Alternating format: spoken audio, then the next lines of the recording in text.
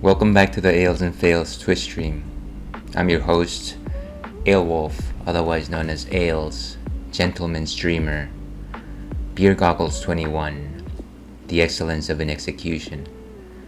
And welcome back to the stream. Hopefully it's been a happening week. Hopefully things have been good for you.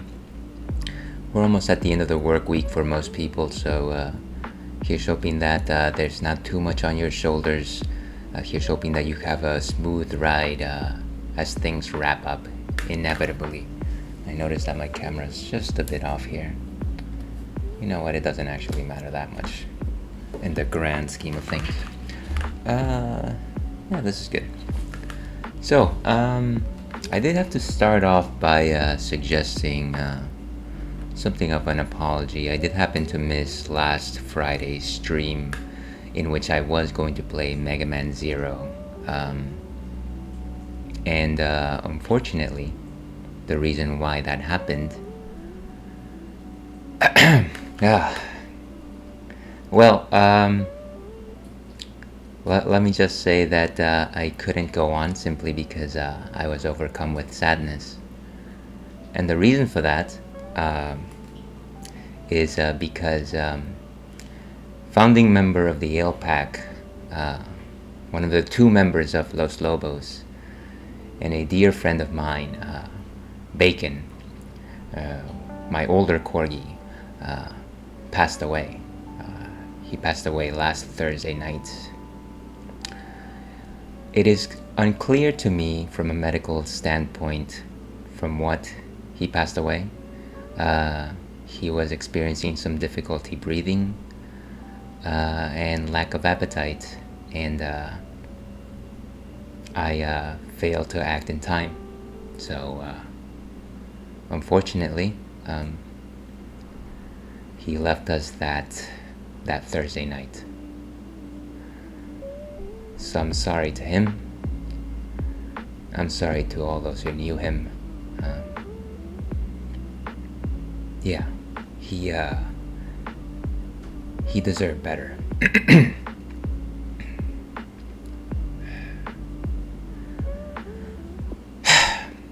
But if Bacon was anything, he was a noble soul, and in all his selflessness, he wouldn't want me to be sad forever. So the show must go on. I find that keeping myself busy has made things a little bit easier, but things are never going to be the same. So I'll have a few more things to say about Bacon at the end of the stream. I do have a little something. So stay tuned if you want to watch some of that. In the meantime, let's get back to the real meat of the story, of the ongoing story of Mega Man Zero. And you know what? I realized that I failed to put my block on. There it is. We're doing the retro Wrathscaler today. Like that matters to anybody watching.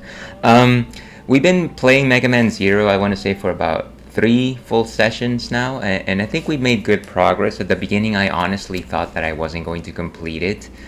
Number one, because I'm not great at action platformers, and number two, this is actually the first Mega Man that I've actually intended on playing to completion. And lo and behold, I decided to start off with the hardest one known to existence, according to developers. So yeah, it's been fun. I haven't been using save states because you can't do it on the Switch collection here. But I have been using a few quality of life features, which include some checkpoints, which is nice. And I've also been using a strategy wiki. I've also been watching a few videos of how to take down some bosses, so at the very least I won't have to figure out a lot of that myself. It's still just the execution, which I'm not great at. So yeah, that's what we'll be doing today. But before we do that, of course, we have to go ahead and talk about what's on tap today. And I think we've got a thing of beauty for you guys today, for all you guys watching. This one is from Alvarado Street Brewery, which I actually visited not too long ago when I was in Monterey. This one is, I think you can see that right there. This is chilled out ocean water, and it's got like a light blue can, although the light is way too bright for you to actually be able to catch that. Anyways, yeah, so this is actually an imperial sour ale with coconut, lemon, and lime. So you might be asking yourself, well, what exactly is a sour ale, and why would I want to eat anything sour remotely close to a beer? And to that I say, well, if you don't drink sour beers, you're missing a very broad range of beers in the beer echelon. I would go as far as saying that there's 3 main flavors in beer when you're talking about beer. There's of course the sweetness, which comes from the malts. There's the bitterness, which comes from the hops largely. And then there's the sourness, which actually comes from the yeast or bacteria that you're using to ferment your beer. So how do you do a sour ale? There's 2 main methods. One of them, the more traditional method, which was broadly developed in Belgium and European countries, is you would actually just take the beer that you just brewed and you would leave it out and somewhere in the field. Essentially you would leave, I don't know if it was out in the field, but you would certainly leave it uncovered, and the purpose of doing that was to make sure that the yeast found in the lush green farmlands of Belgium would just jump into the beer vat and naturally ferment that beer. And you would get something very spicy, something with a lot of delicious sourness. The particular yeast that we're talking about in this case is Brettanomyces, or Brett, as they like to call it. And so it's a very robust and complex taste, and I really enjoy it when I taste it. I think as a kid, one of the things that I enjoyed the most was drinking this. Well, I don't think it was like a sour ale or anything, but my grandfather used to make this alcoholic drink, which I wasn't supposed to be drinking, but you know what, he gave it to us anyways. It was something akin to chicha from Peru, and the method there was also just to leave it only partially covered so that it would experience natural fermentation. And it's that very flavor that I find that's very similar in traditional sour ales. The more modern method to do it is called kettle souring, which involves steel vats, and rather than using yeast for this fermentation, what you use is bacteria, the same bacteria that you use to ferment milk into yogurt and things like that. And I believe that one is called lactobacillus. You will also find that bacteria in spoiled milk. So I think most American sour beers made in craft breweries actually use this method, and I feel like it's hit and miss. I don't know. I feel like traditional sours are generally better, but you know, there's always something that strikes my fancy every once in a while with a kettle sour.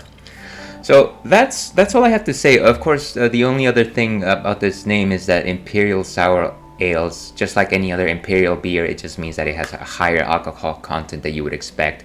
And generally, if I think of imperial anything, I think that it starts off at an 8%. But that's what I have to say on the matter. Let's go ahead and see what Untapped has to say. Okay, so chilled out. Chill apostrophe out. Ocean water. 8%, so right on the money.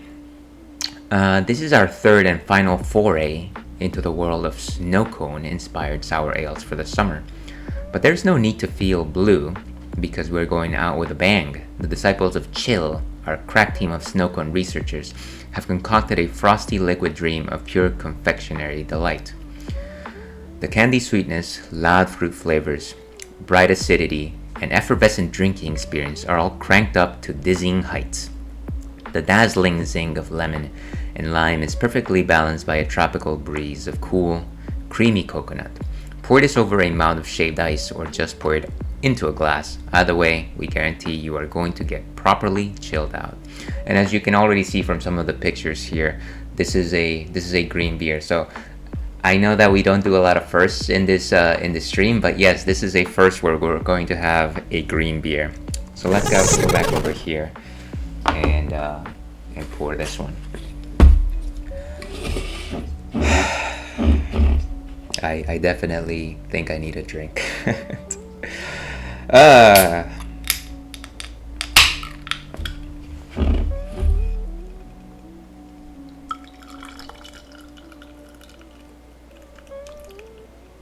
And so, to be perfectly honest, as I'm pouring it, it looks, it almost reminds me of green mouthwash. But it is not mouthwash. It is definitely tastier than that, let me tell you.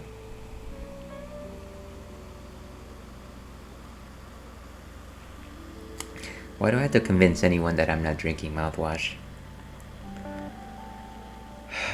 People are sometimes concerned. So there you have it, green beer. And as you can see, it has a hazy texture to it. I can tell that it wasn't formally filtered. Generally, that's how you get that hazy quality, which is what you get from traditional wheat beers as well as like hazy IPAs. In terms of a nose, I want to say that there is some strong, it's either lemon or lime, I want to say. What does the can say actually? Well, it says lemon and lime, so I was right on both accounts. Yeah, and definitely like a zestiness, more like a 7-Up, like a really refreshing 7-Up or something like that. And maybe like a slight tinge of mint, I want to say. Anyways, fang a nail, dear viewer.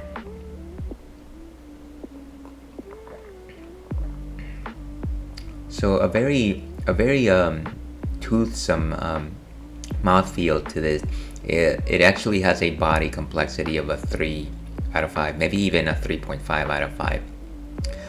It is sweet, but I think the most salient aspect of it, of course, is the fact that it has those sour notes that come very close to a lemon.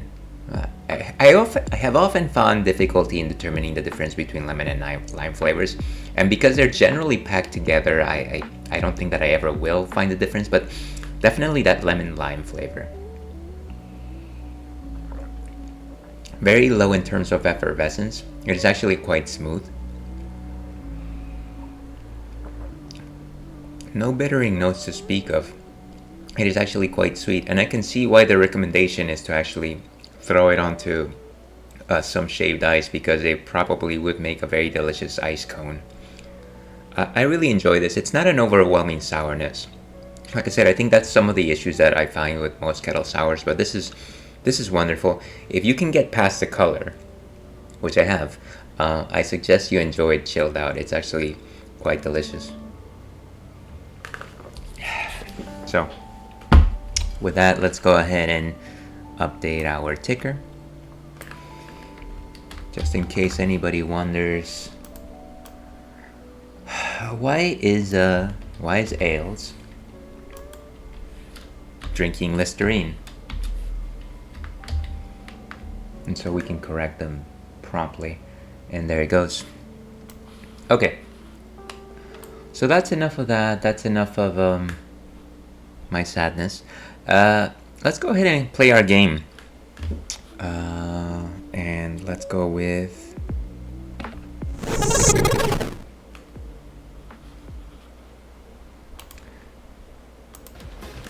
And there we go. So I did go ahead and post a question of the night here, in case you are so inclined. The question is, how do you cope with grief? And I don't think I need to explain why that's the question of the night.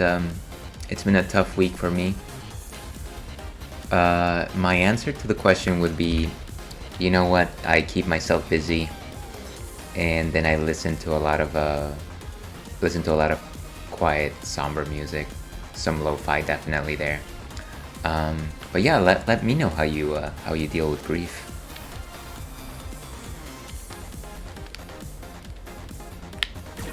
There we go. And I think we're starting off from our regular save as opposed to a save state.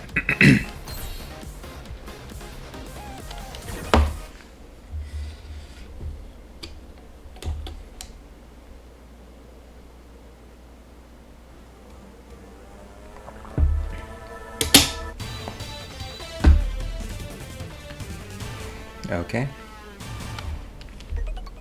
So load game. I think this means just a continue. Which data? Quite a lot of files for a Game Boy Advance game, I must say.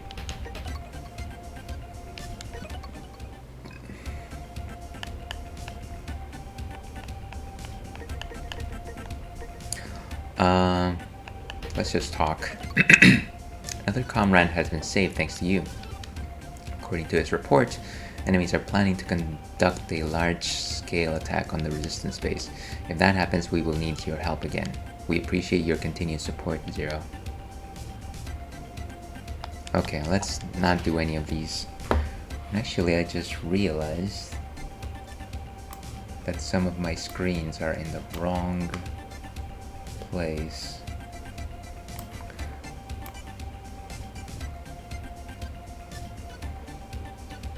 Okay, it's probably a bit better. So one of the things that I probably want to do before starting off in the next mission is to see where I am in terms of my weapons. One thing that I haven't done yet is upgrade my Z Saber.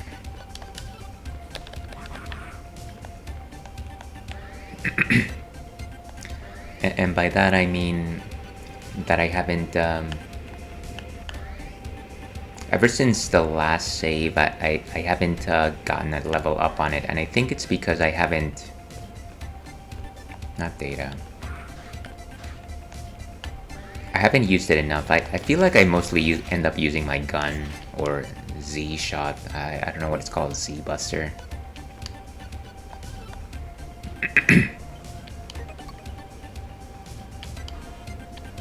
So I can't choose the resistance. That's interesting. Underground laboratory. Maybe I can try to remember my moves before going to the next mission.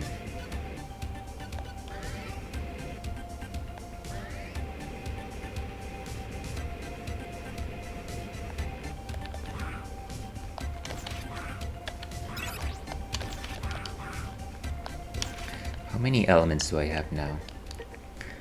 So, electricity I got from that first robot, and then fire I got from someone. That's pretty vague.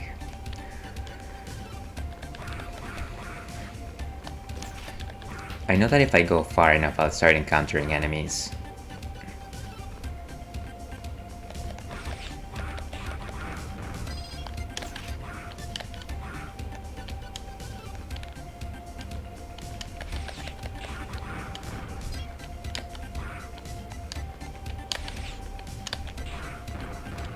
Nice. I think the way to level up these things is to make sure that you do the killing shot with the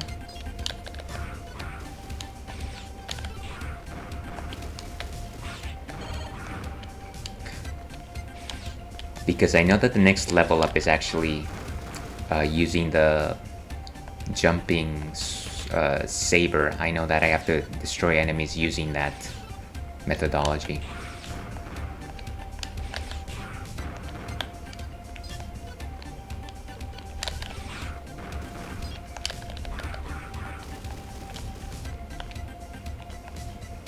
So maybe give this a couple minutes. See if it happens naturally. And if it doesn't, that's okay.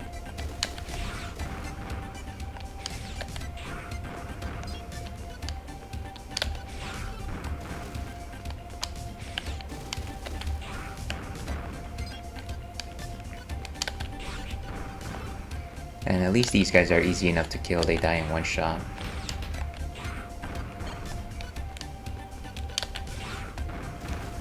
Here's wondering if these deaths even count, because to be perfectly honest with you, there's no way to tell if you're actually racking up numbers in terms of the experience.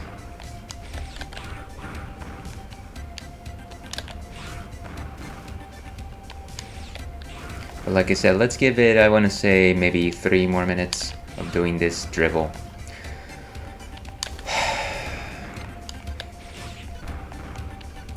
Doing this Dale dribble, double dribble.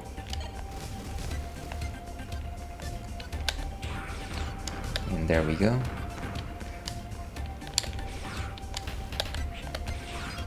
Great.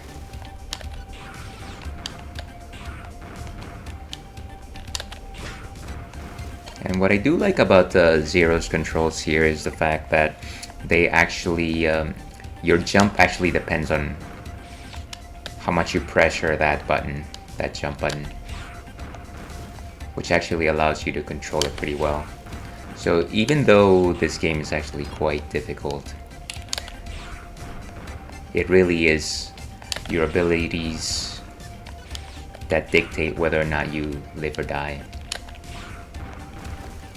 One thing that I've also noticed from fighting a lot of the bosses in this game is the fact that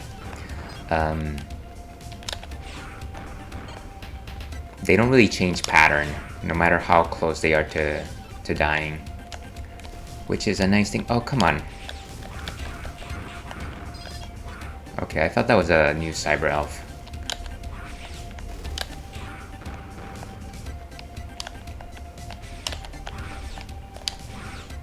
Come on. Ah.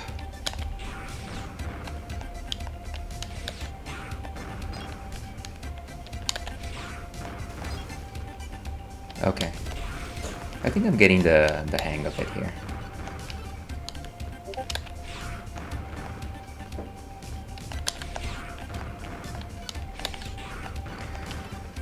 How much more do we have in our grind counter? Maybe about a minute more, and maybe we can just let it go. Like Frozen once said, let it go. Ah, there we go.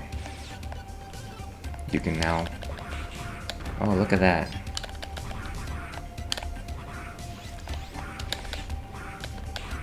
Okay, let's go back to base.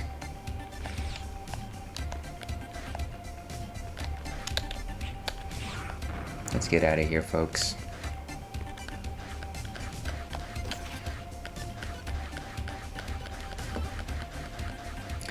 And I forget how many levels this Z Saber has. Okay, so I think I need one more level, and I'm sure that it'll probably force me to use that particular combo, which is aerial, in order to do the final level up. So that's gonna be, it'll be an interesting challenge. Wait a second, this is not...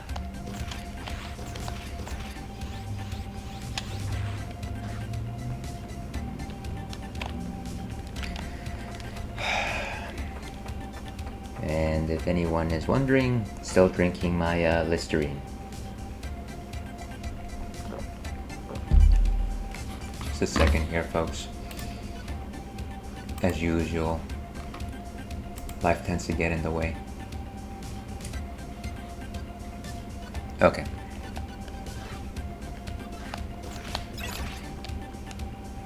Yep. I'm often amazed by games that don't register fall damage. Like, you'll get you'll lose health for like getting tail swiped by whatever, but you can fall like 50,000 stories and you'll be fine. Let's see. So where I have to go next? And again, as I said earlier, I am following a strategy wiki, which is actually not a very... it's actually not very up-to-date, unfortunately. It's actually quite old. So, walk through. The suggested order, we did The last mission that we did was find the shuttle, in which we defeated Anubis Necromancies the Third. The next one is to find the hidden base, in which we fight Blizzex Stagroff, who drops the ice chip. Okay, well, let's do that. Before we do that, though. Okay.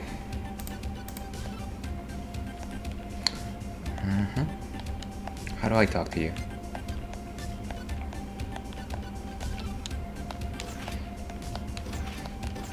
I thought we were supposed to talk. Giving me the cold shoulder. Oh, there we go. Let me go ahead and process data.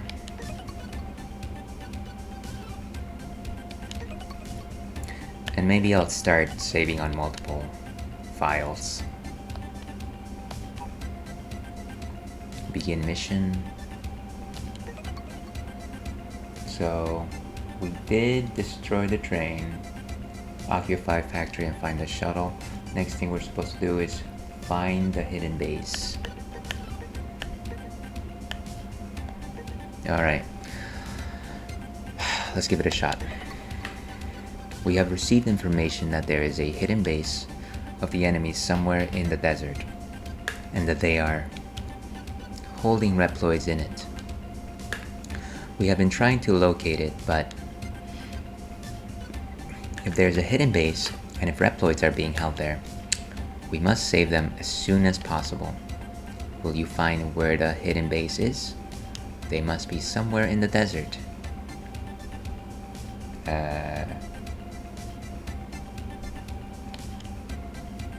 I'm pretty sure I already did this.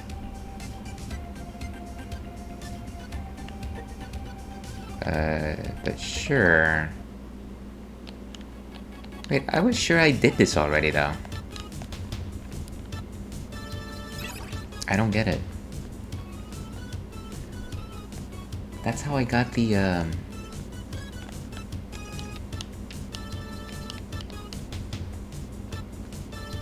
I am kind of an... Did this not register? I don't get it. Let me quit this mission. Restart save game.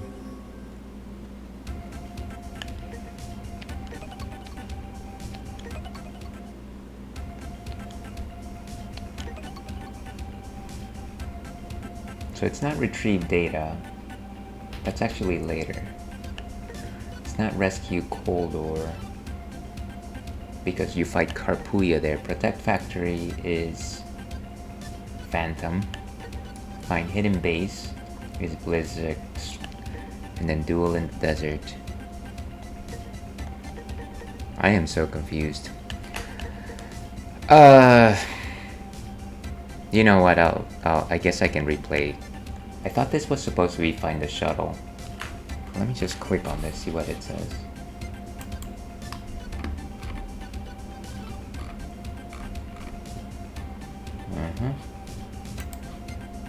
And then...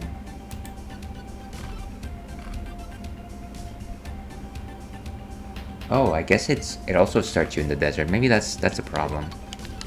Okay. Maybe she was right.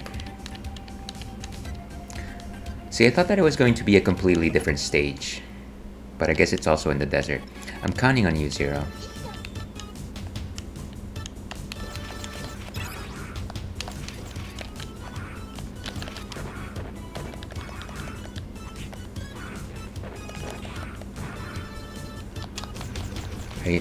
Every time I start using my saber, I forget that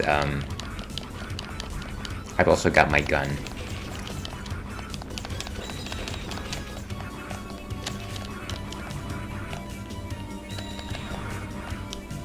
So the nice thing, of course, is that now I can use my Z saber several times in the air.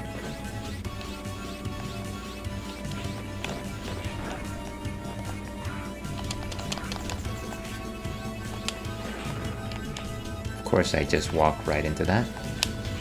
What the...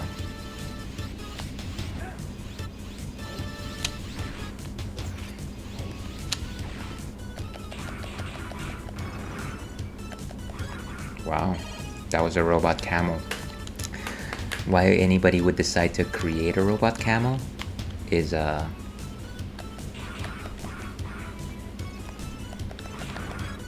ooh.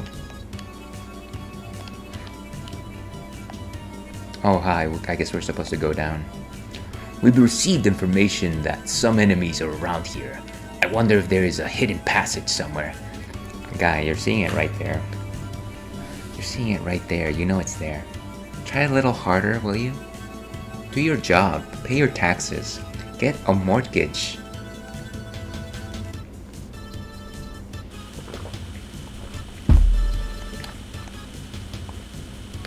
There's a trap.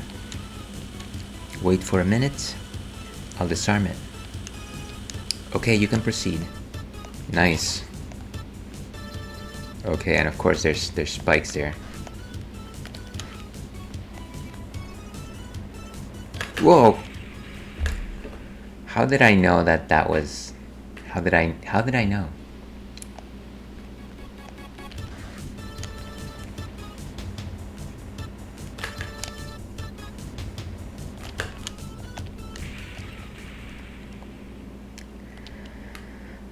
Oh, you, sir.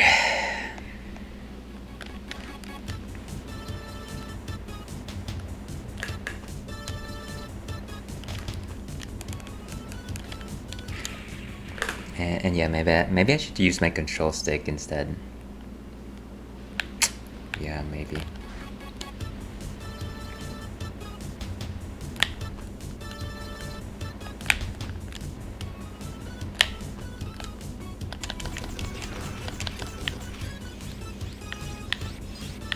So quite interesting that they decided to put the ice element enemy right underneath the desert. Whoa, hey.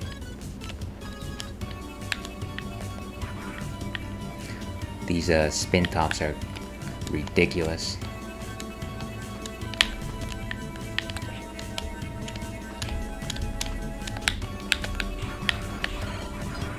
Okay, nice. Now if I was able to use the spend points, this is exactly where I would use one. Okay. Where's the next platform? I can't even see it. Okay. Leap of faith. Wait, what? What was the platform? I don't get it. Okay.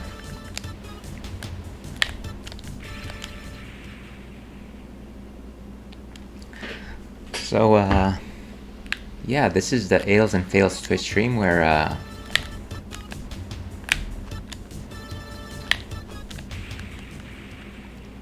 we fail. And we ale.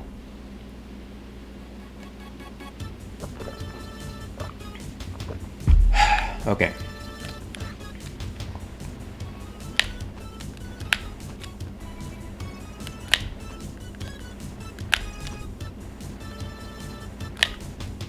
Okay.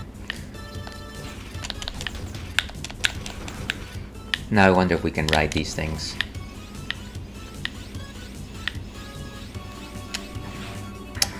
Oh, look at that. Look at that.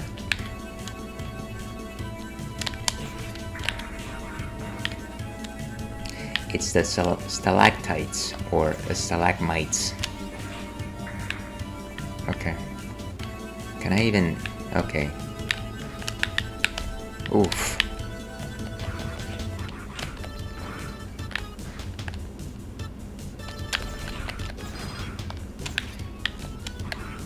I feel like I should just... Maybe I should remap my gun button to... I should switch my main weapon with my jump. I think that's what I should do. I feel like keeping my Z saber on the R button is still good, but I feel like I need to jump with B. And dash sub-weapon. I think that makes sense. Main weapon. You know, actually out of all these configurations, it doesn't... The A and B don't change. Look at that. That is weird. dash. Oh, custom, huh? Okay.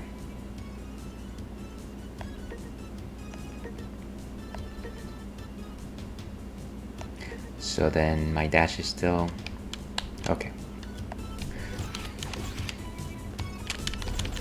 So my A button now is my gun. Z saber is still the trigger.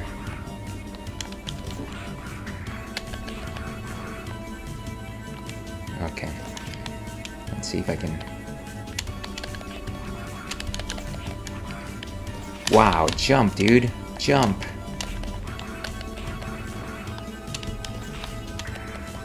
I got too wrapped in my head trying to think, oh, what am I jumping with? Okay, this is... Wait a second. I guess the ground right underneath the stalactite is not spikes, which is good. Ooh, checkpoint. Every time I come across one of these and it's just like, I just had difficulty, it's like, oh, sweet relief. Okay, we're getting to the ice area. Dude, I keep just like doing this thing in my head where I forget which one is jump.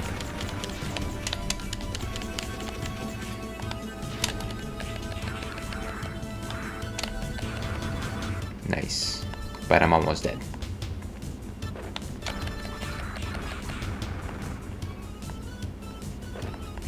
What? Okay, you got a cyber elf, but you're almost dead. Also, repeating enemies.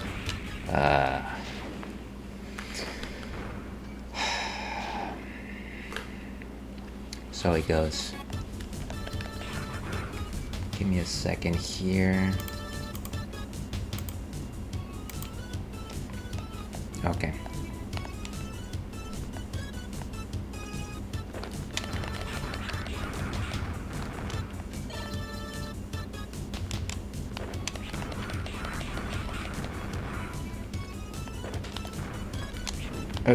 Wow. Where did that come from? What is this? Ooh.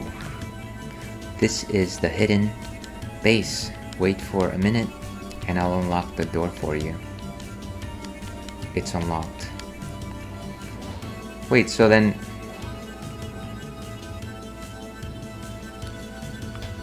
I wanted to explore. I wanted to see what was on the other side of that. We've got a problem. The password to the door seems to have been changed. It will take some time to crack it. Okay, so if I try to go back, it won't actually let me.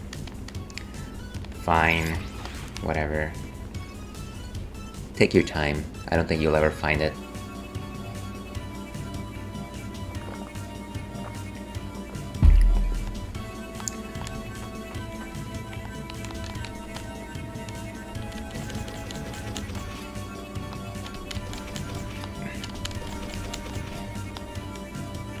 Left or right, left or right.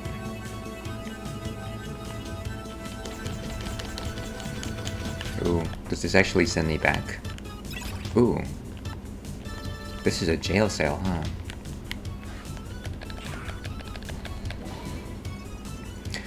I've got the best key. It's a Z sword.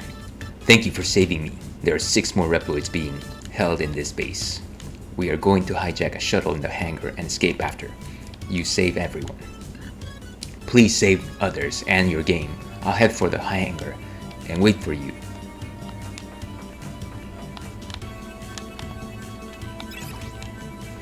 Okay, well, we got one.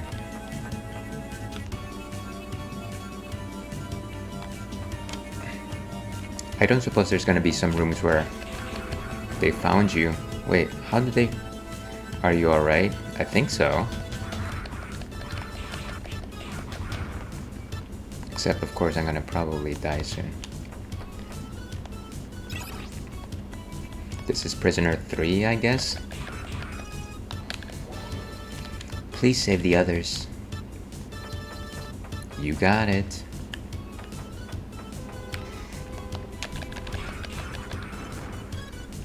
Yeah, I think I'm okay. Well, at least I took that guy down with me, right? That's something. I wonder if I have to resave everyone. I wonder.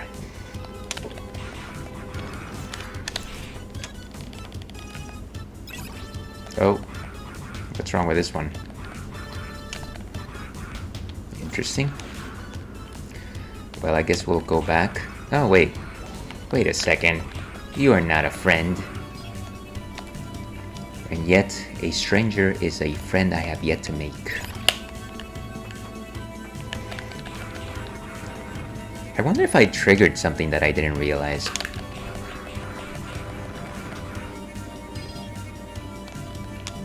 These guys just keep coming. There's no point.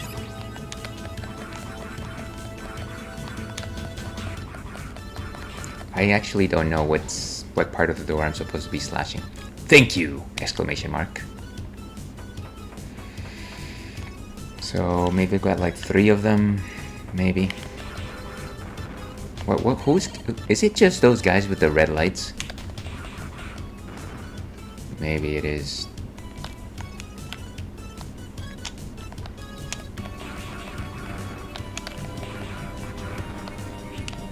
Jeez. Okay.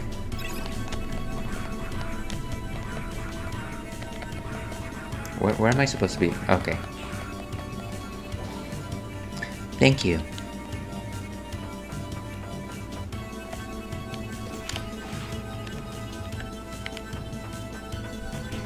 Ah, it's like the first thing that I do when I come down from the stairs, get spotted.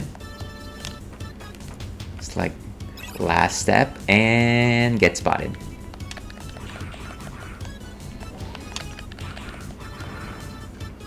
I wonder why they were trying to hold prisoners in the form of their own Reploids. Ooh, nice. Hello.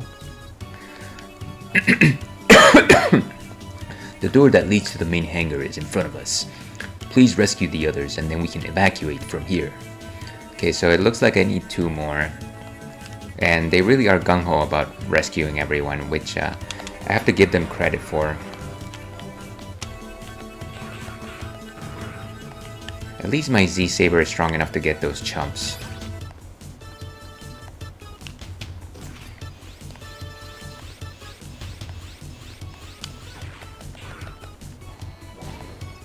Thank you for saving me. Nice. So, by my estimate, we need 1 more. 1 more.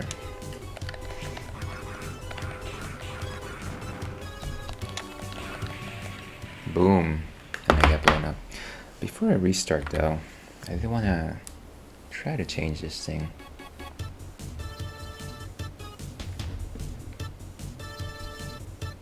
Maybe it's just my position on the... No, that doesn't make any sense. Yeah, okay. Clearly I just... Rather than change my camera angle, what I needed to do is actually center myself in front of the screen. Imagine that. Why would it be there? Why would it be there?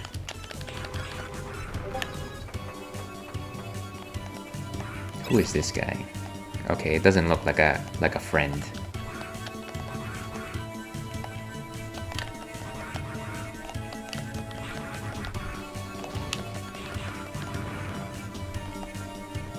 So much for being a completionist.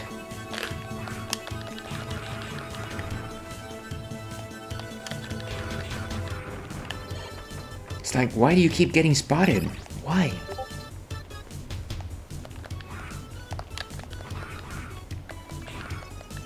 And I think this is the last person. 1 more prisoner. I think maybe 1 more prisoner. Give me a second here, folks. I keep hearing messages on the Discord. Doesn't mean that they're messages to me, but I can't not think about it, unfortunately. Yeah, clearly nobody messaging me, of course.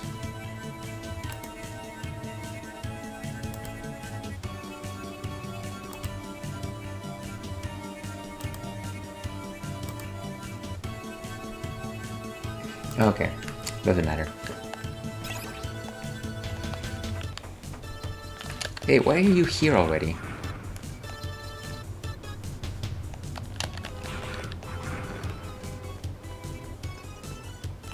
Okay. Yeah, I'm okay. I'm alright, lady. Is this just coming back from where I was? I honestly don't know. Oh, huh. I just randomly stumbled upon the last person. Have you rescued the others? Wonderful, thanks for saving us. Okay, so I've got them all. Let's get out of here if I can find... I think it's all the way at the end. Maybe. No, I think I needed to go one more level up. Let me level up.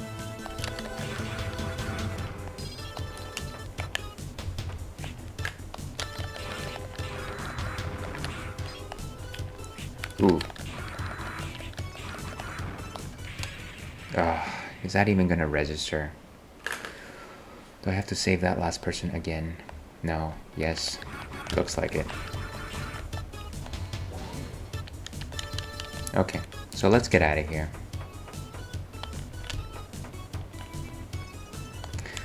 I feel like half of this game I spend wondering whether or not the things I did have registered. Okay, maybe if I just...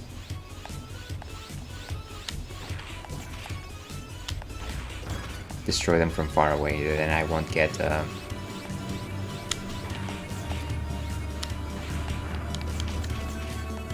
And actually, now that I know what to do, maybe I can start doing some... Oh, come on!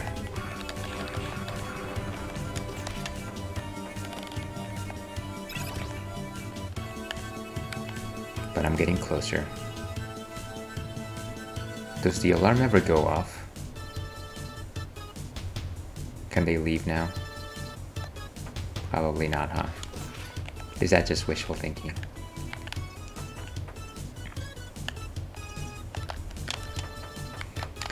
I wish I could just leap. Okay, we're sliding away. This is ridiculous. Ha, ha. No matter what, no suspend points. Dales will always find a way to cheese the game. Thank you for saving all of us. But it is not over yet.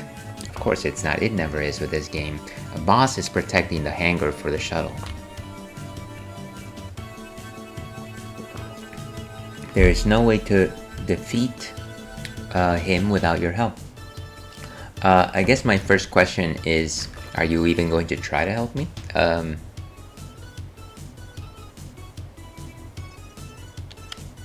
Zero, please help us. Yeah, I'll see what I can do. Okay, so yeah. Good luck, Zero. I believe this is the boss. Of course this is the boss. You must be Zero. You have done well to make it this far, but this is where your journey ends. I'm Blizzard Stagroth, the best warrior of Leviathan, the Guardian. You won't beat me. Get ready. That was a terrible read.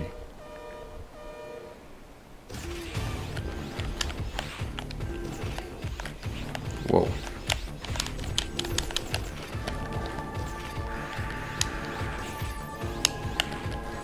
Oh, wow, he just stomped me out of existence. Look at that.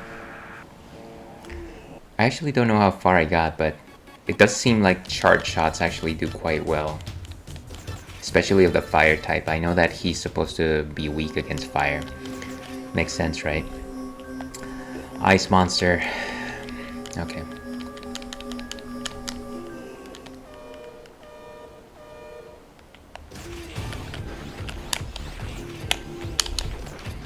Oh, come on.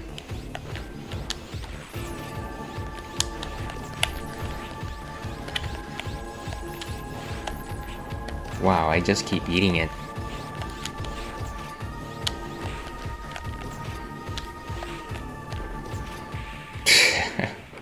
Can't dodge simple snowballs, folks. And I haven't even gotten to his main attack, which is the slowdown.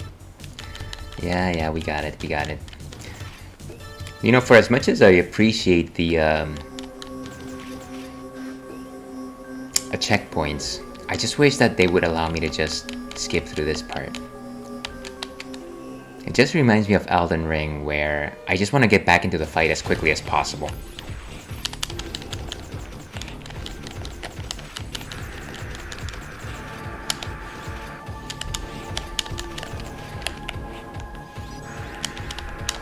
Oh, come on.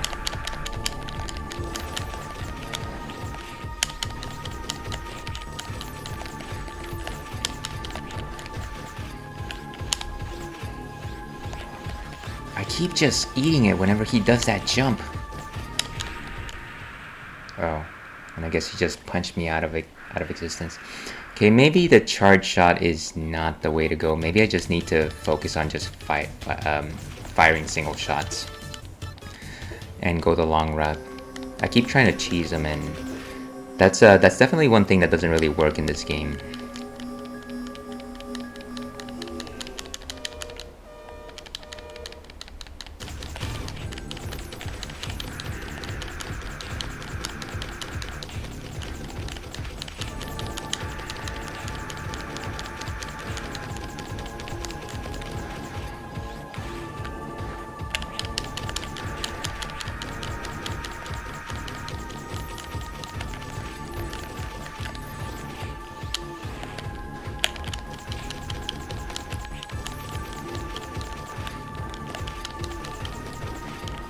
I gotta jump more.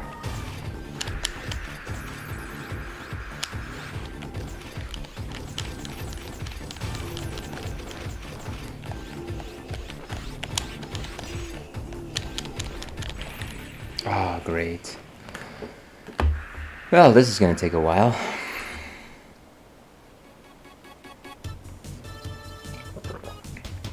Let's see if there's any hints on this wiki. Let's see what Google has to say on the matter. Like I said, I did see a video on how to beat him, but I find that whatever it is I'm doing makes his attack pattern slightly different. Mega Man Wiki. Strategy. Okay. After freeing...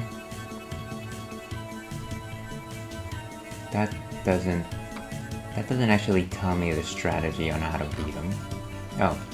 Mainly attached with ice cannons, the extremely low temperature produced by him can atomize anything and can even turn seas into blocks. You can freely fire ice projectiles at his foes or freeze him at will. Fighting him... Okay. Attack, he jumps, will jump and try to stop on zero. Frozen bomb. Will jump and throw a snowball before landing on the ground, which will form into spikes when hitting the floor. Fire horns. Blizzard. Will use his turbine arm to push Zero back in the wind. Okay, I don't think that was any really good strategy. I think it's more about just learning his patterns. So learn we will. Where are we at? Okay. Yeah. I hears ya.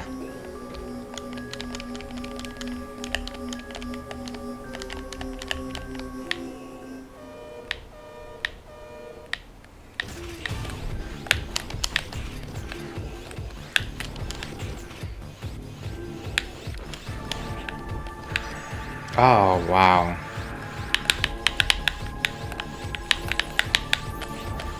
Great. His stomp is ridiculous.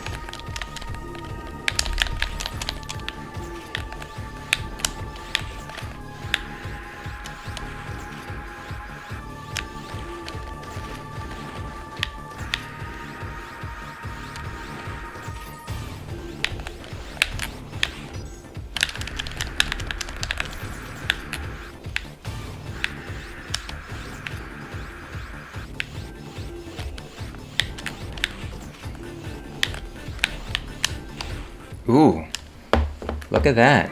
I wasn't even... I guess maybe the main course of action there was actually to hug the walls.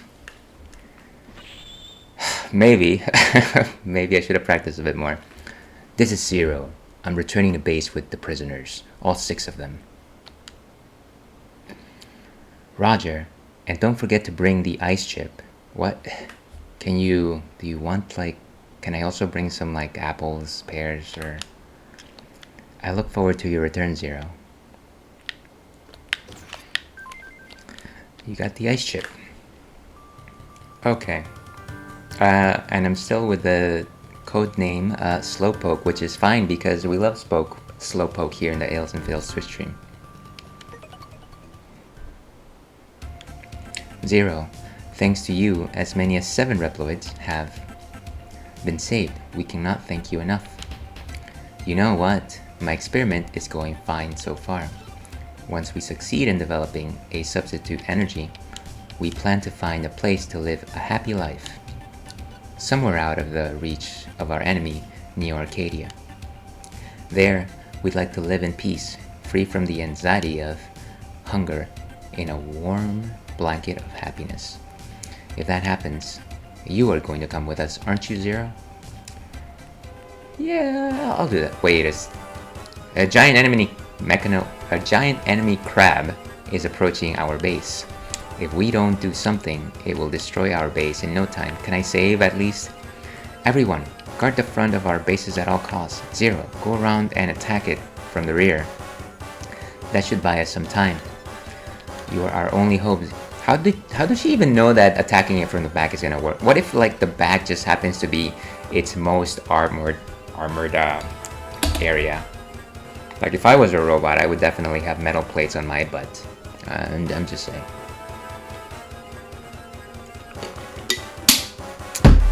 Okay, give me just a second here before starting. I really honestly hope that they allow me to save the game before I deal with this situation.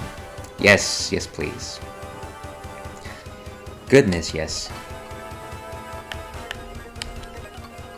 Data saved. Okay. The giant mechanaloid must be up ahead of you. Stay sharp.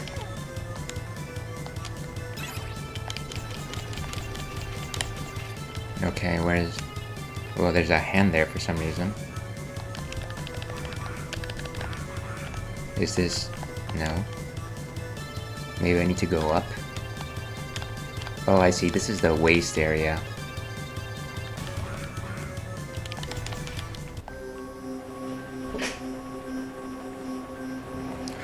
Oof, that is indeed a giant enemy crab. There must be a weak point, even for a giant mechanaloid. You just asked me to attack the back, didn't you?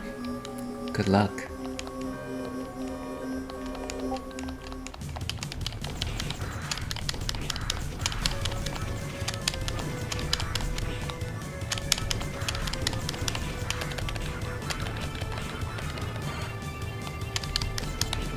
Oh, wonderful. So, okay. You know, the video that I saw, this made it look a lot easier. But of course.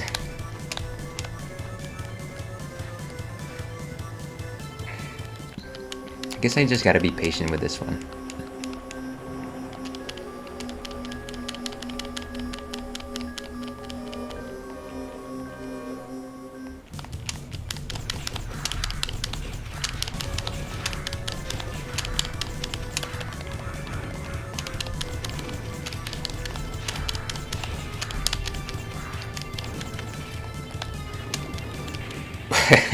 That's a that is dumb. That's dumb.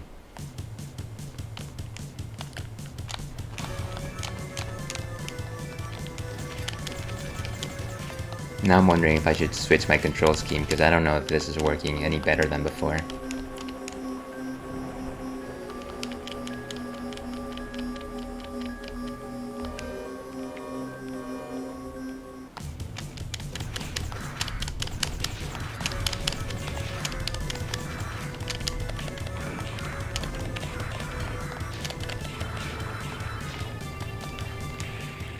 Why did I just...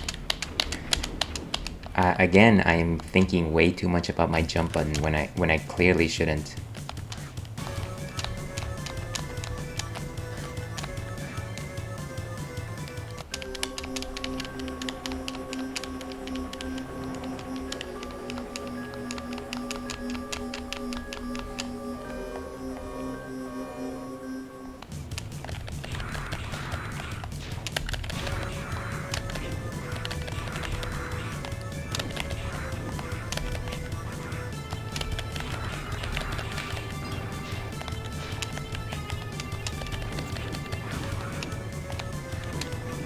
Whoa. Okay, it looks like I defeated the point.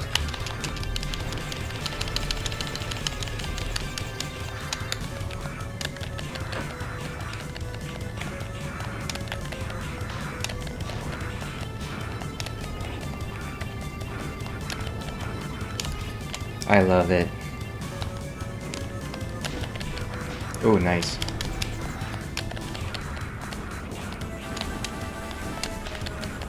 Oh, I can actually...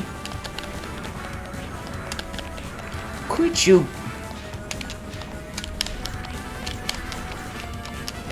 Wow, there's so many ants here. This is wild, folks. Alright. Well, at least we got that one nose, and that's better than nothing, right? You know what? This is where we're gonna take a quick break, actually. So let's go ahead and do that. I need to feed Churro, and yeah. So we'll be back on the other side of this break. Let's go with this.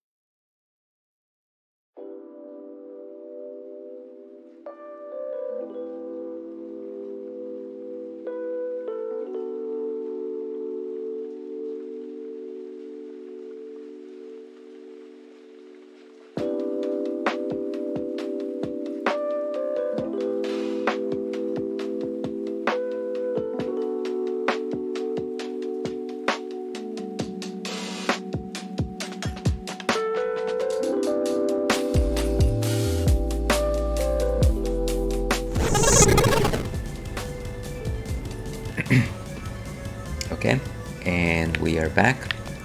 Once again, we're trying to beat the giant enemy crab here. And so far it's been a little frustrating because it's not the actual crab that poses a threat. It's more it's more the ads. This enemy kind of just like throws a lot of enemies at you, which is a little frustrating. Just a little frustrating, not too frustrating, of course.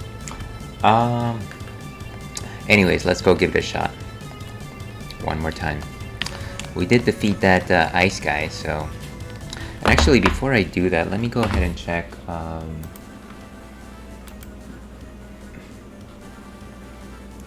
Does he have a particular weakness?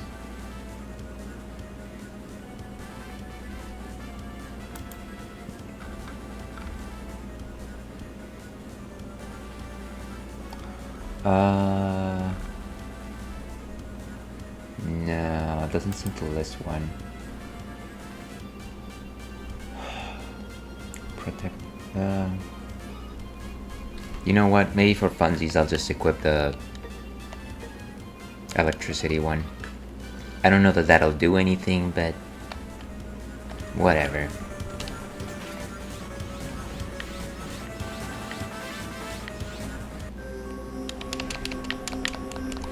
Yeah, I hear the bus coming.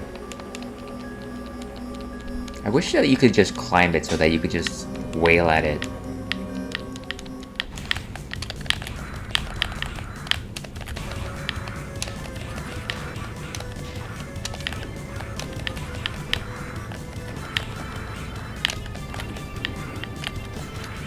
And of course, clearly my biggest enemies here is just random spikes that come out of nowhere.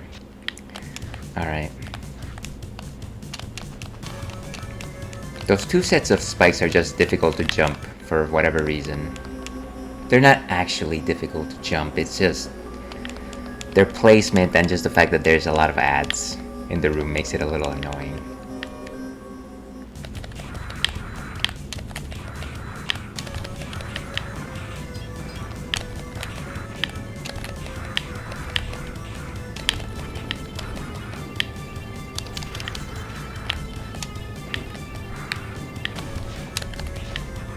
And of course, for some reason, touching it actually hurts you.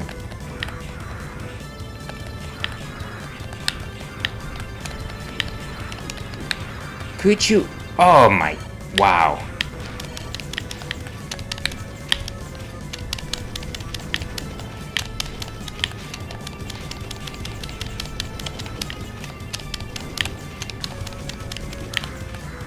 I wonder if there's like an end state for this. Like, could you actually lose this fight and it would be okay?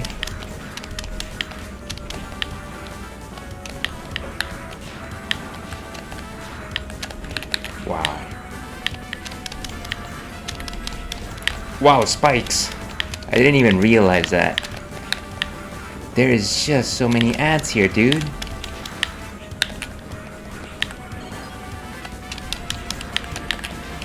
I can't approach the thing.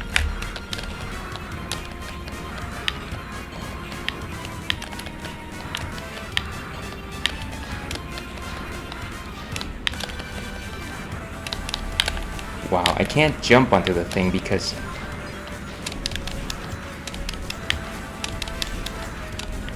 Maybe I just need to charge it. I can't get a good angle on the thing. Wow.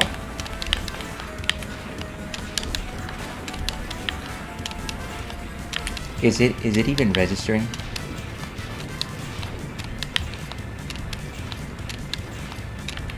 It's like just chipping away at the thing. I don't even have no idea how much.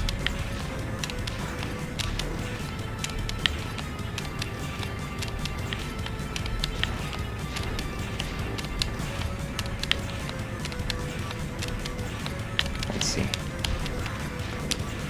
Okay. Was that early enough? I can't actually tell.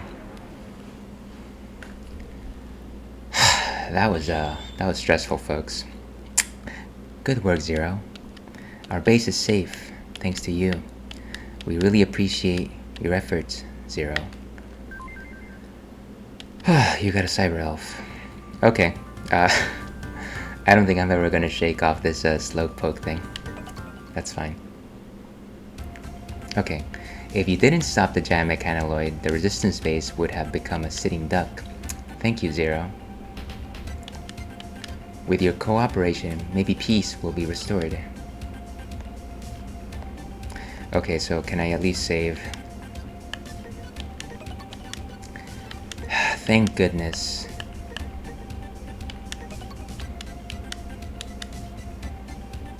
Okay, if I choose load data... No!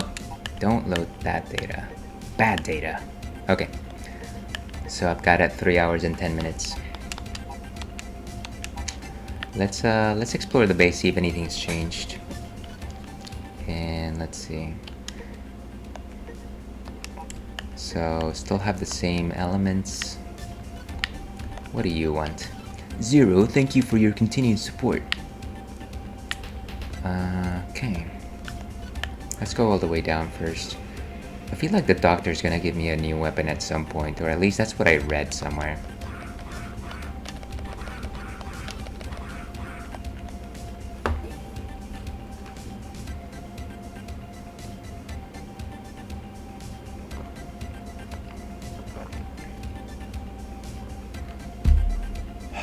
Okay.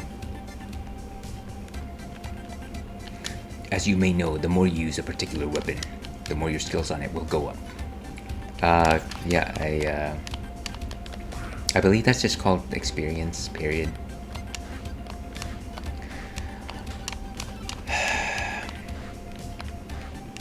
I can't imagine. I feel like ever since I came here the first time, nothing really has changed. Thank you, Zero. I don't know what would have happened to me. How come you have glasses in your cutscene but not... Okay, so you have goggles, but... The mystery of the goggles has been saved, has been resolved, everyone.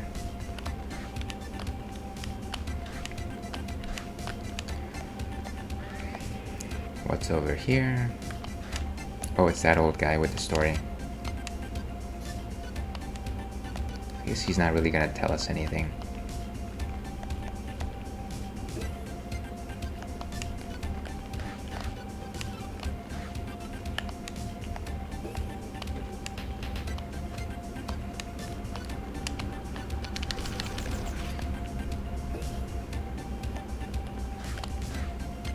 Oh, so these are all the rescued people. Thank you, Zero. I would have been... what if it were not for your rescue? Still, I never expected I could live with Ciel again. No worries, Cammy. Okay, does anyone else have a... Yeah. Oh, I guess only she's the one that talks. And Bison's dolls. What were, does anyone remember what were the name of the Cammy dolls that Bison created? M. Bison. AKA Vega. AKA Dictator. Raul Julia.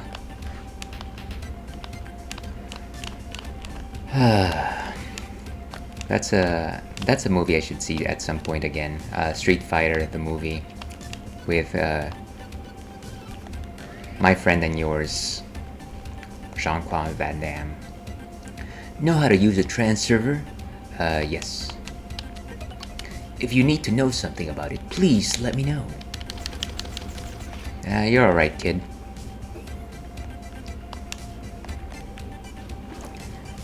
Change area. And let's go to... The only place that you can't really go is the resistance base anymore. Of course there's the desert. Can I feed my elves? Honestly, I haven't been using a single one of these. I help in the damage zone. And I don't think I'm gonna change that. I feel like it's been pretty clean. Like I understand what I can and can't do without using any extras. And I'm not going for any sort of like 100% completion run or anything like that. But I kind of just hate the idea of having to rely on something that gets consumed as soon as you use it. Because it's like you get that one chance to use it, and if you don't do it right, well, that chance is kind of gone. So that's over where CL is. Like, that's actually one of the things that often frustrated me in Elden Ring. It's that I wanted to face bosses, but I really didn't want to use things like pots or like arrows or things like that. Because, you know, obviously any first attempt is inevitably gonna end in death, and it's like, are you still going to use the same exact things? No, because you just ran out of them.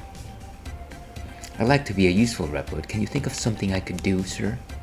Yes. Go home and be a family man.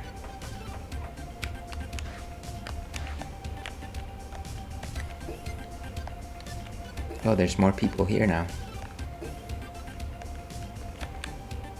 We couldn't have made it without you. I am so lucky to be able to work in the warehouse for the energy crystal again. By the way, did you notice that strange room near the computer room? What is it called?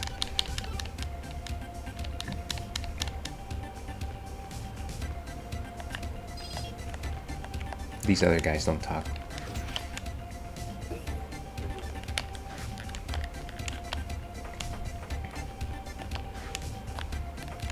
And of course this is the surface. Towards this side I think is the desert, if I'm not mistaken. I think that's one of the nice things that I appreciate about Mega Man Zero is the fact that it seems like the entirety of the world is connected. There's already been 2 levels that are connected, if not 3 levels connected to the resistance base, so it gives the world this kind of like continuity.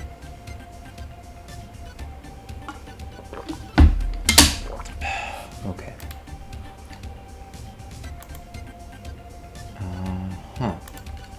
Okay.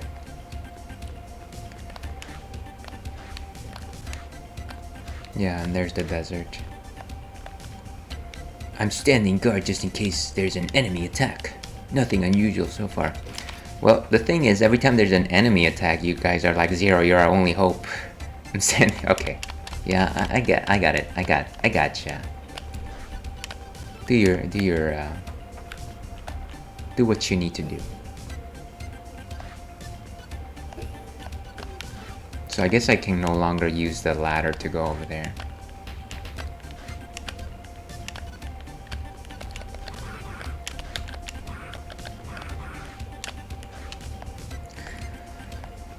Let's just go to our next mission, which I believe is rescue Kolbor or something or other.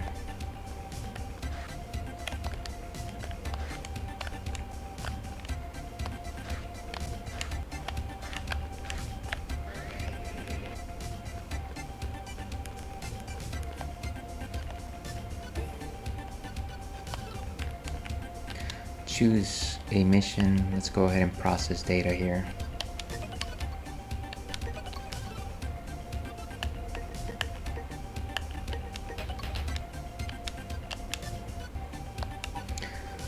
Okay.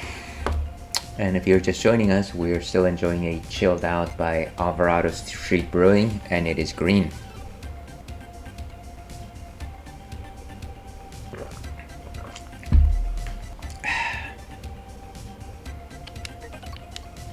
So the suggested order: Kolbor, Corbeau, and I think we're facing off against Harpuya. Wait a second. Oh, there it is. One of our comrades named Kolbor said he was very sorry that we couldn't help but rely on you. I feel like everyone is thankful that I'm helping them, but they're all sorry that they can't do anything. Or, you know what, they don't really seem to try very hard. He seems to have found... Where did I... Okay, sorry. Clearly at this point in my life, my phone has become an extension of myself. And whenever I hear it vibrate, I inevitably have to look at it. He seems to have found a way into their base through the subway area, but we have lost contact with the Kolbor team. I just hope that he is alright. If you don't mind, will you go and look for him? Yeah, let's do it. Why not? What else have I going for us? Enemy activities are increasing in intensity. Caldbor's unit may have been discovered and taken hostage. Good luck, Zero. Okay. And before he's weak against the ice chip. So let me make sure I switch to that. I guess at this point I've got all the chips. There's no other elements. I mean, if we're talking about Greek classical elements, there's water, fire, earth, and wind. I guess water is ice, or wind. Or is wind lightning? Okay, well, according to the real elements, which are the Chrono Trigger elements, there's lightning, fire, shadow, and water. So we still need a shadow chip.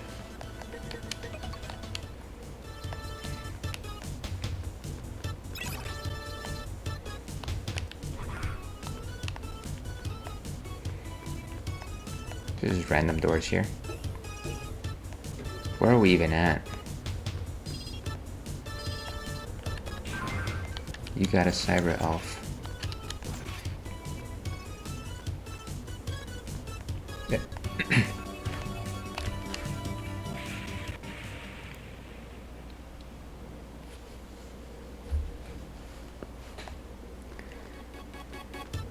Should I have known that that was gonna happen?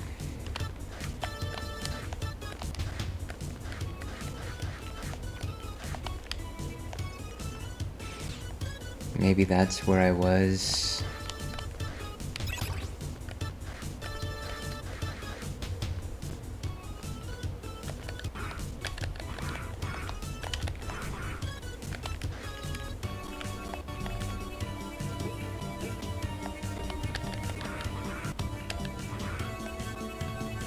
Okay.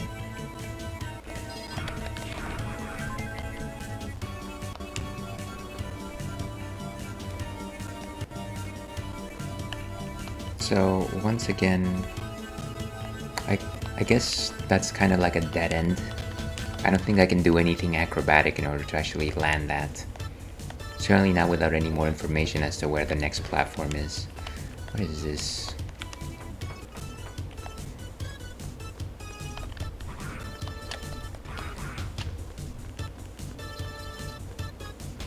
I'm surprised that we've got one of these levels and there's very little actually happening. I wonder what happened to our comrades who rushed the base. I'm so worried.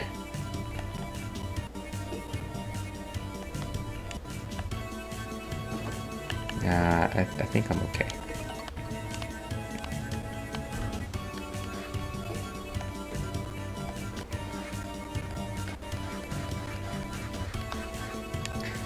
The one thing I like about the dash is that you can just spam it.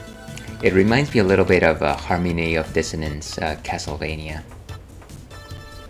where the fun thing there was that you could actually just dash the entire game. It was way faster than just walking. There was no reason for you to walk. You should always just dash.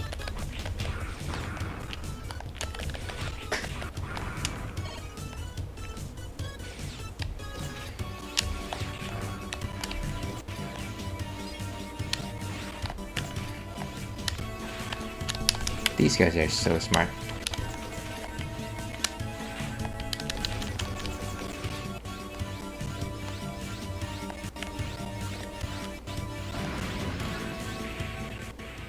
I honestly thought that that was gonna take me to like a different part of the stage or something. Do I still have to collect the oh man. So let me collect the things. And then let me go ahead and do the checkpoint. Okay, checkpoint, right?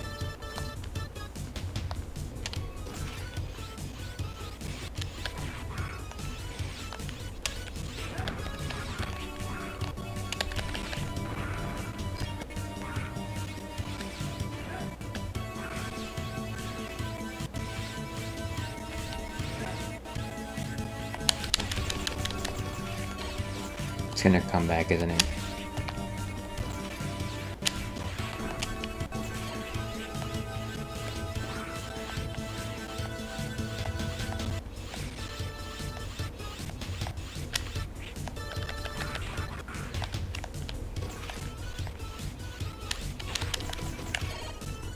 Okay.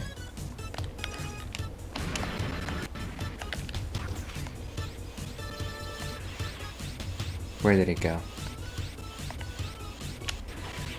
Oh, come on.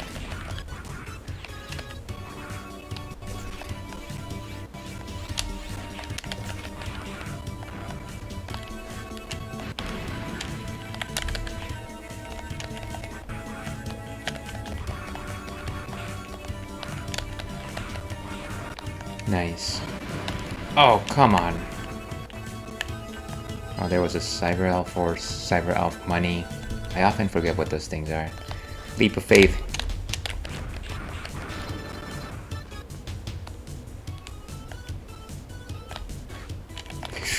Oh, jeez. I thought that I had... You might as well have killed me there. You don't let me go up. And these spin tops are really indestructible. You can't really do too much against them.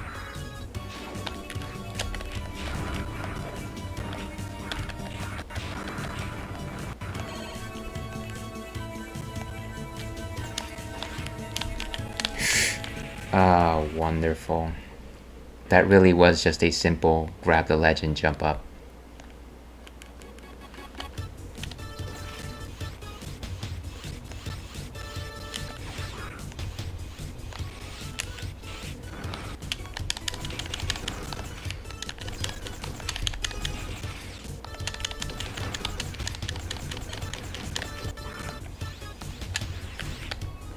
These guys are so clever in the air.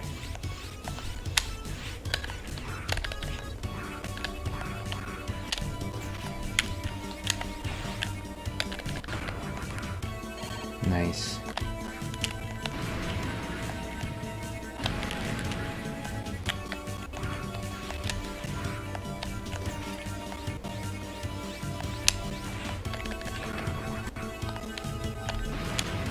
Nice.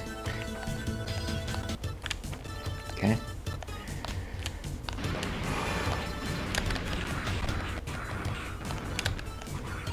Ooh, and a Cyber Elf. Okay. So, yeah.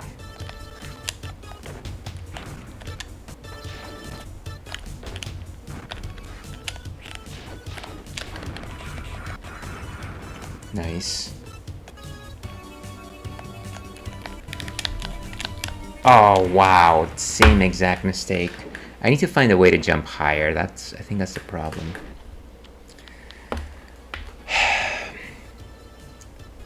To the one we lost along the way.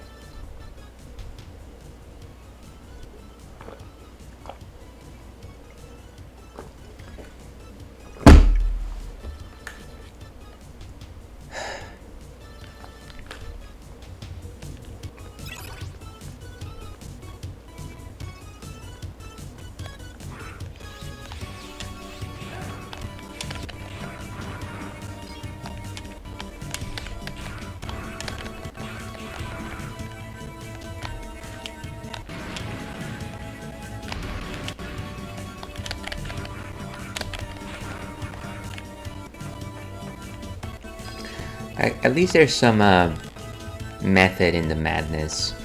I do feel like I improve with subsequent runs.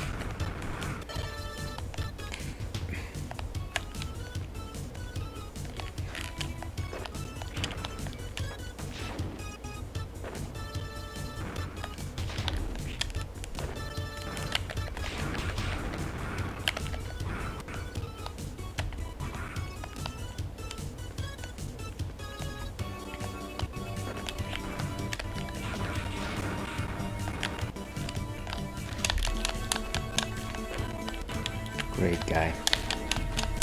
Oh, wow. Nice.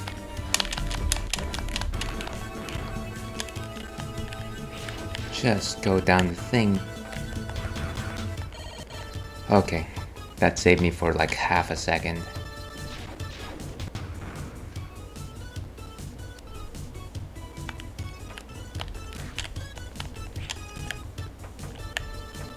Ooh, nice. 1 life. Except I don't really use lives because I use checkpoints.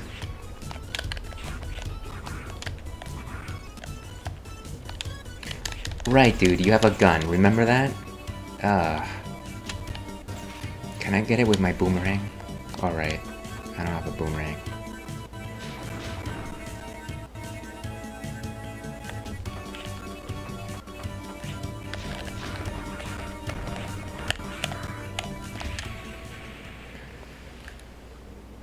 Madness, I tell you, madness.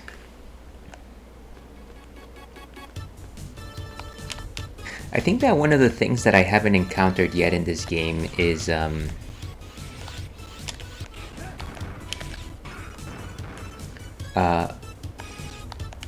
stage that constantly kills me. Like, the thing that generally kills me pretty badly are the bosses. Where did it...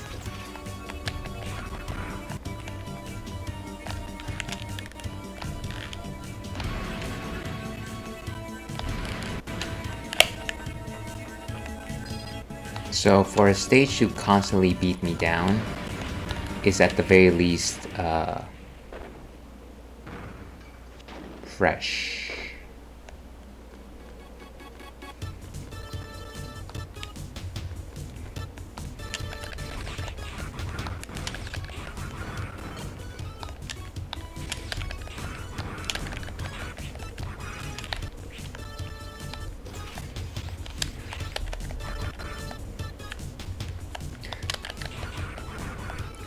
I like how the game designers actually predicted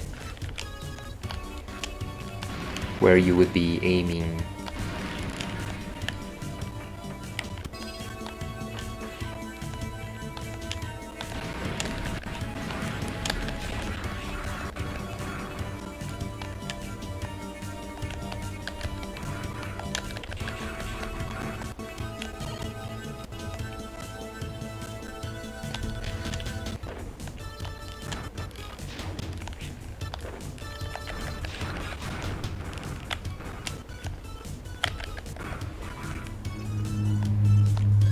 Okay.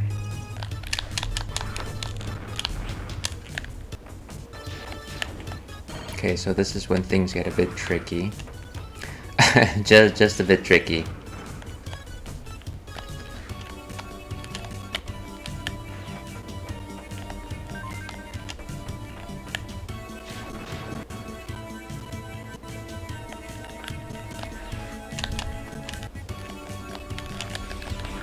No! Why did I blind? Once again, there are just instances where I know I just want to get through the stage. I'll take the licks, but it will be okay. But there'll always be... It always makes more sense to look before you leap.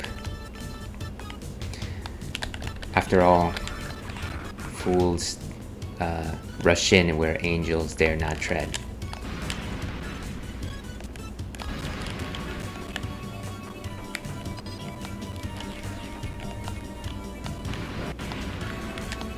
Whoa. How are you supposed to even... Is there a wall somewhere? That was false hope, I guess. It's like, hey, you got a cyber elf. By the way, you're never getting out of here.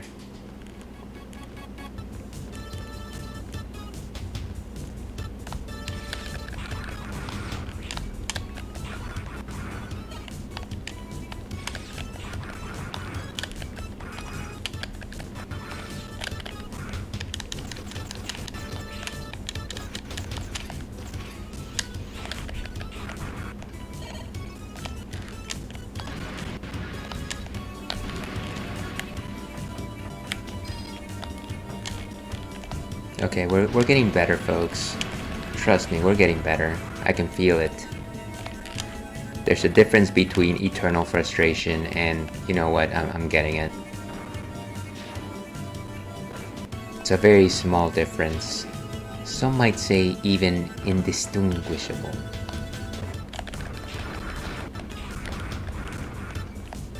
Okay, and this is the hard leap right here.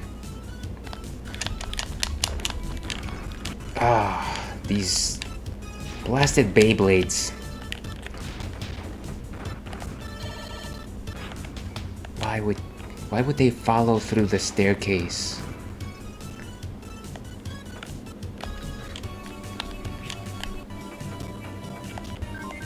Okay, so this is where I have to watch out for those platforms. Okay, here we go. Wow! You freaking tricked me. So where are we going? Can we go somewhere? Oh, I see. I am sure nothing bad will happen.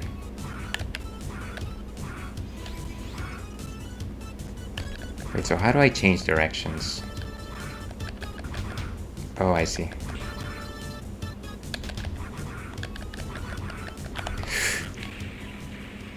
And of course, my gut feeling was, you know what, just leap off the platform.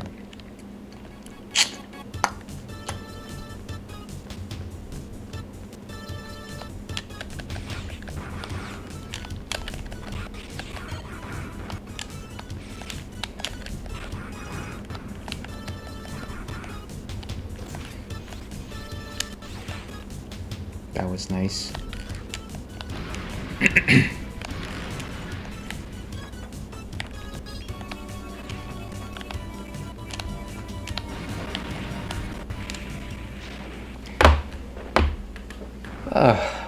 What time do we got?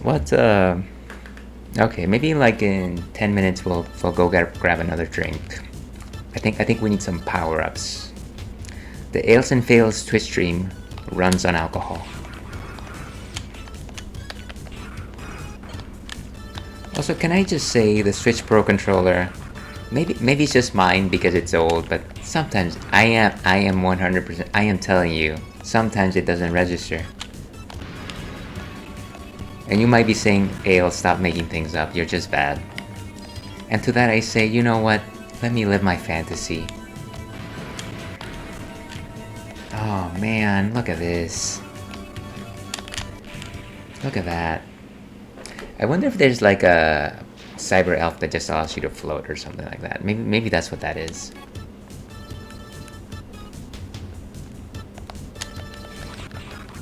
But you know what? We're not dealing with cyber elves.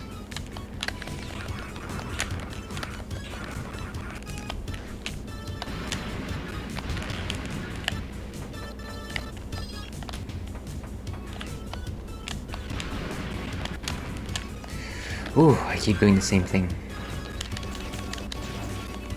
Can I steal your jetpack? Is that a thing? Okay. Maybe there is. Let's see, elf. Actually, now that I think about it, even if I have a cyber elf that allows that, I actually have to equip it before the mission, so that I can even use it. Oof. Wow. I could just... That was lucky.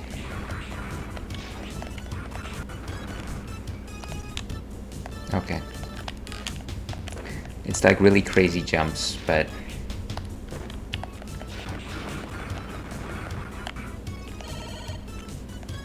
Okay.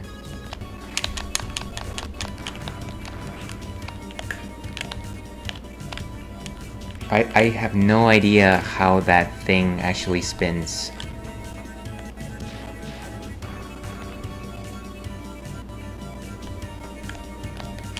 Okay, so this is it. No, this is not it. Go down, go down, go down.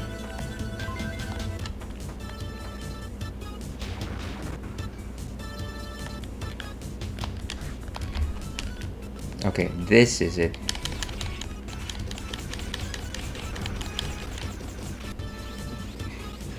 Where did that flyer go?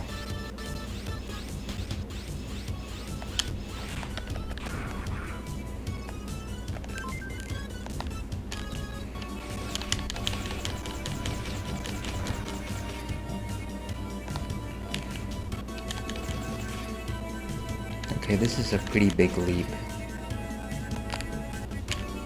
Relying on my...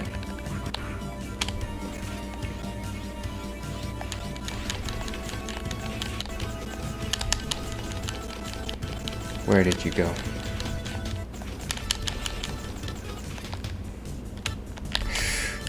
Wow. What was that, like 1-2 platforms away?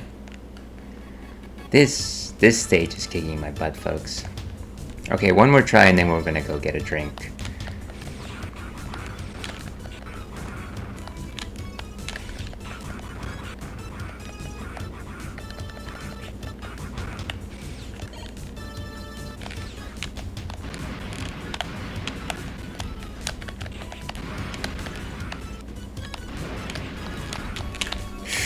Wow. Okay, one more try and then we'll go get a drink. Madness, I tell you, madness.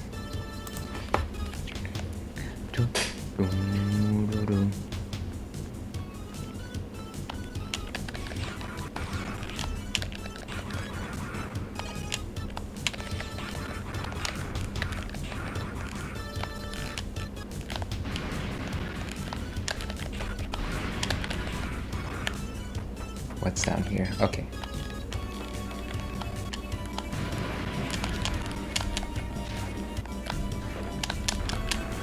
Nice, so I was able to finally find a way out of...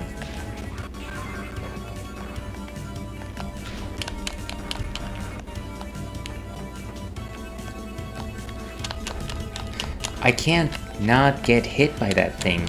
It's so annoying.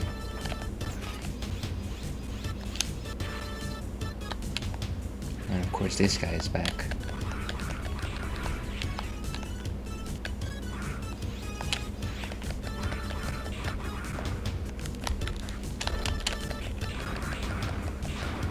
Okay, nice.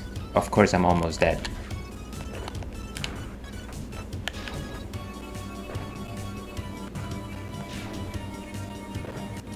Ah, the Beyblade of Doom must be Dronzer.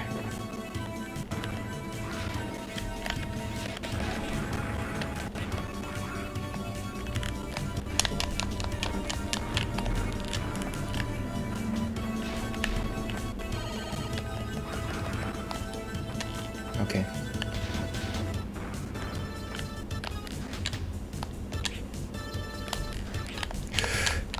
Wow.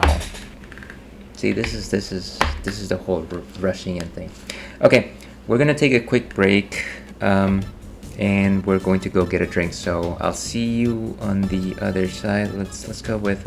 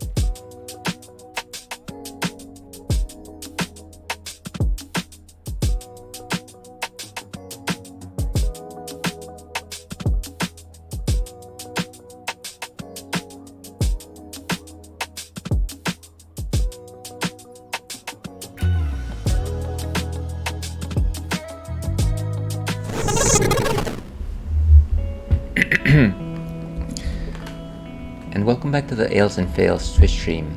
I'm your host, Ale Wolf, otherwise known as Ales, gentleman streamer, the no-throne Cicerone, Mama Ales, baby boy. And welcome back to the stream.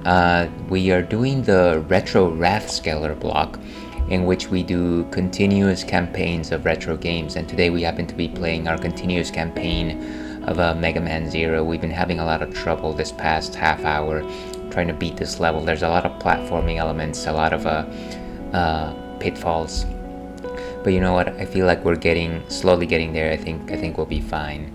No need to frustrate ourselves over this. After all, it's just a game. It's fine, it's okay. Before we actually get back into the action though, let me go ahead and talk about what's on tap for our next and very likely final drink of the afternoon.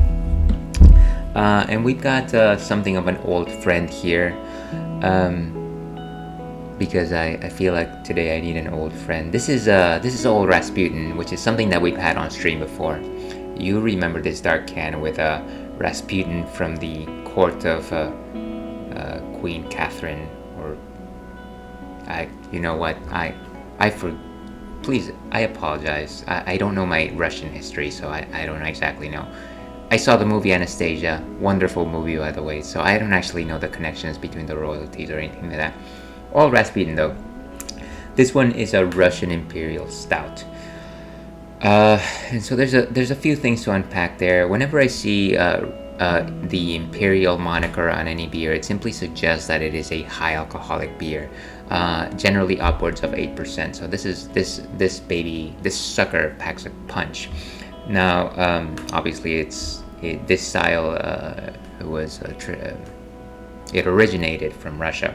Now, as for what a stout is, that's a little bit of a complex subject, and I've been trying to really brush up on my description of what it means. But essentially, it's an ale. It's a top fermenting beer that brews dark. It brews dark because of the particular malts that it uses. It uses malts like crystal malts and chocolate malts.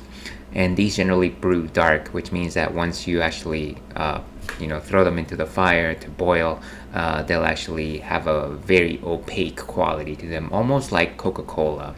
You can't actually see through it.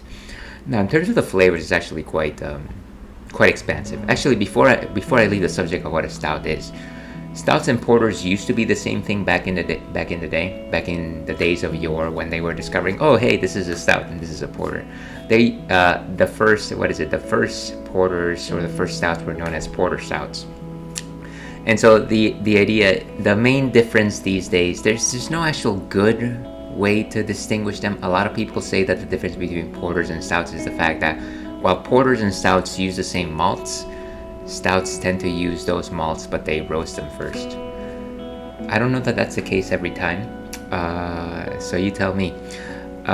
So as for, again, what a stout is, it has a wide range of complex flavors. They can be very coffee-ish. They can have a lot of chocolate-type flavors. They generally tout their malts more than anything, and so you'll get a lot of sweetness as opposed to the bittering quality of hops. And yeah, that sweetening character tastes almost like molasses. It's quite thick in terms of the sweetness, almost like maple syrup even. And yeah, there's a wide variety of stouts. There's things like milk stouts, which you have like lactose component to them, which makes them a bit more, milky. There's oatmeal stouts, which of course give it a slightly more oatmeal type flavor, and of course you can guess that the primary malt in that one is oatmeal as opposed to barley. There's things like pastry stouts, which have a little bit of a sweeter edge. They're designed to be a little more like certain desserts that you know and love. Chocolate stouts, of course, and of course the primary malt that you use for that one is chocolate malt, which does not contain chocolate, but it tastes like chocolate. Anyways, that's a lot of what I have to say about stouts. Let's go ahead and see what Untapped has to say on the matter. Let's go over here. Okay, and maybe let me increase the size of that. No, that's pretty big already. So Rasputin, healthy 9% alcohol, produced in the tradition of 18th century English brewers who supplied the court of Russia's Catherine the Great. That's what I meant. Old Rasputin seems to develop a cult following wherever it goes. It's a rich, intense brew with big, complex flavors and a warming finish. So I've had it 15 times. It's actually something that I kind of just like to finish out sessions with because it's hard hitting. It's something that I just like to sip on.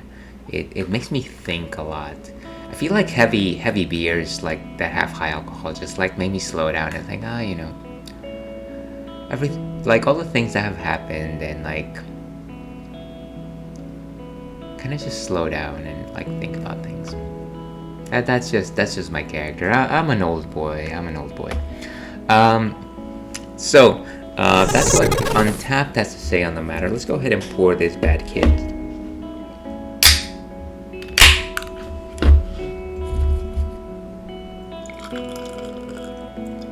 So like I said, it brews dark. A very opaque color to it.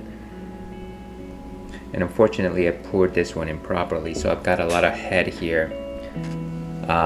This is how you don't want to pour at home, folks. Still kind of like a vague, dark, bittering nose to it. Old Rasputin is one of the few stouts that definitely has strong hop character to them, which goes against exactly what I said earlier. I know that stouts don't generally tout their hops, but this one is, I feel like whenever stouts go into the coffee-ish realm, they definitely tout their hops. You know what, we're not gonna wait for this. Fang and ale.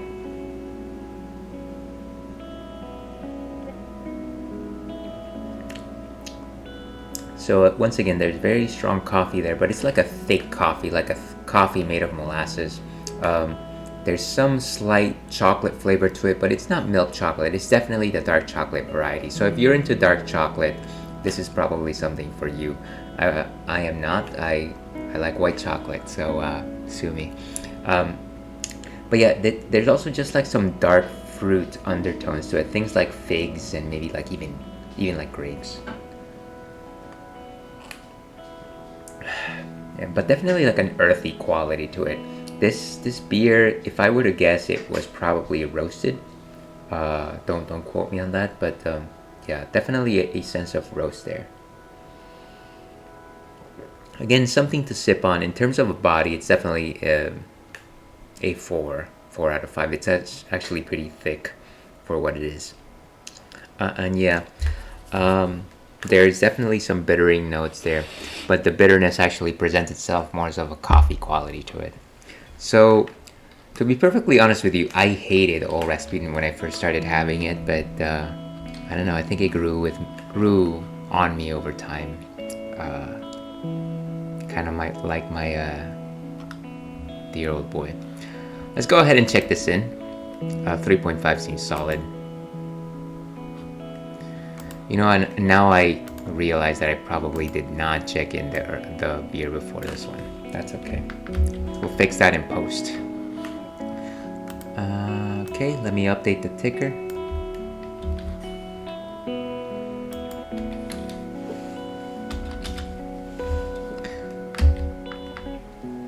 And there it goes. Okay. So that's what we are drinking. Let's go ahead and go back to our game. Let's see if we can actually try and finish this level, shall we?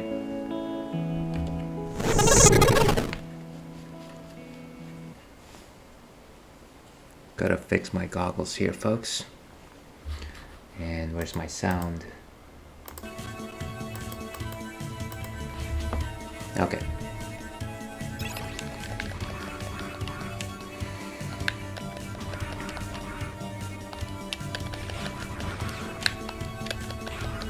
My reaction time is butt in this game.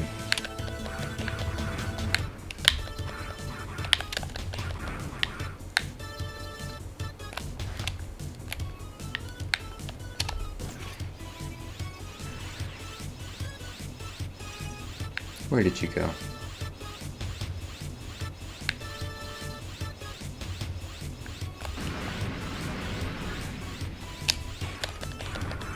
Nice. Can I shoot the thing before I see it?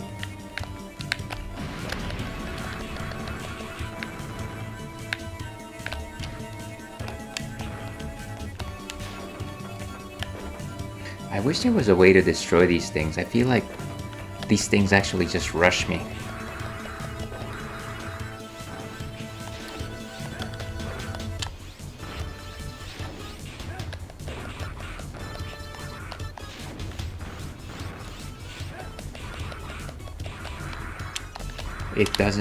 It just doesn't die.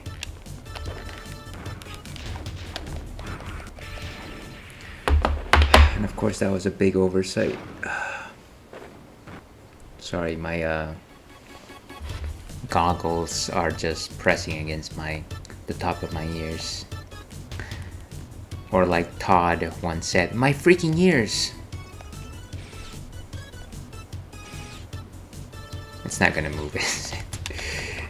My kingdom for a attack that lobs. A lobbing attack. Attack with love.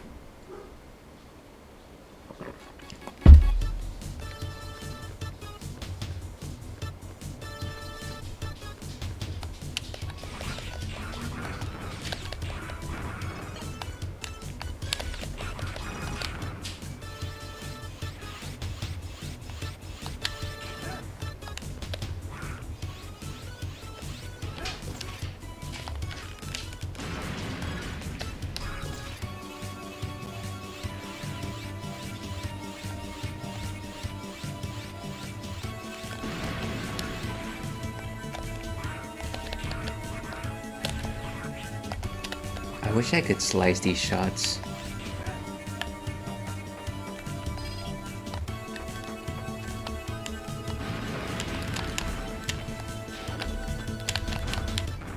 Okay, well at least I know how to do that now.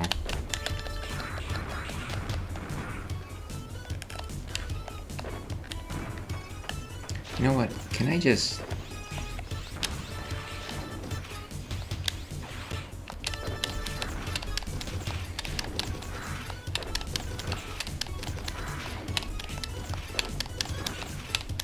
No, huh?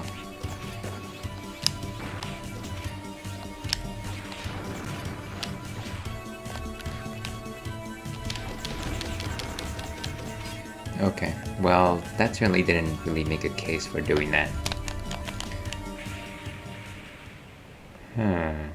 But there's an energy tank there. If only I was Diddy Kong. Ba-ba. And of course, always drink your water, folks.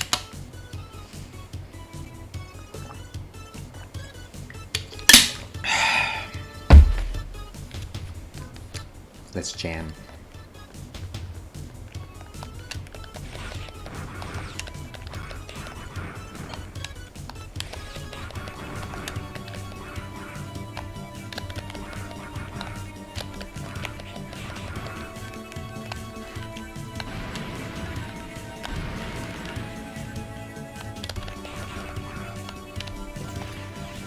Where did he go?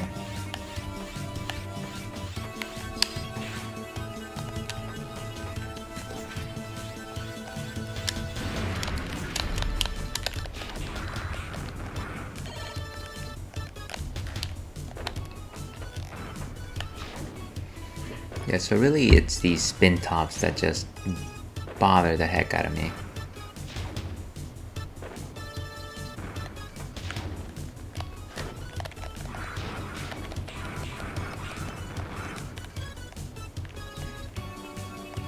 Okay.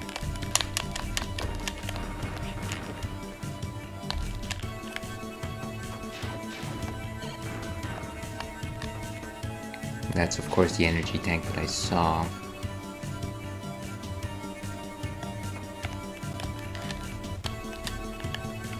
Go down, dude. I pressed down. Why do you... Ah, Mega Man. 0. Caveat.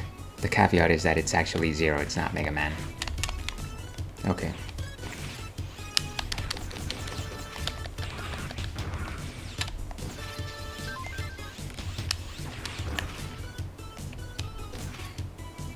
Oh, well, there it goes.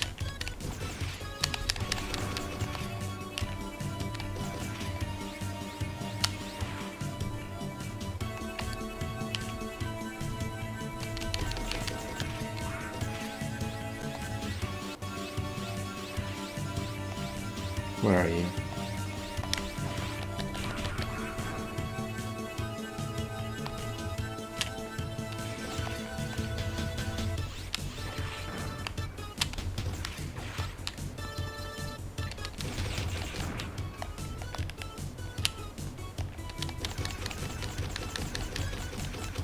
Oh, ground. Amazing. Checkpoints? No checkpoints. You guys are really making this painful. Ooh, checkpoint. Okay. A lot of dead people.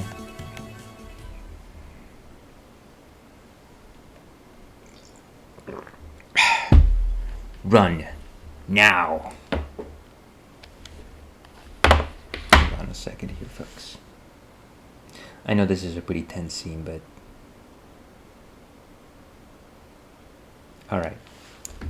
Let's keep going. 0! Thank goodness! You must be 0. Allow me to introduce myself. My name is Harpuya, one of the 4 guardians of that Master X. Such foolish behavior for a legendary hero to side with Mavericks. You shall repent and atone for your sins, 0. Okay, here we go, Harpuya.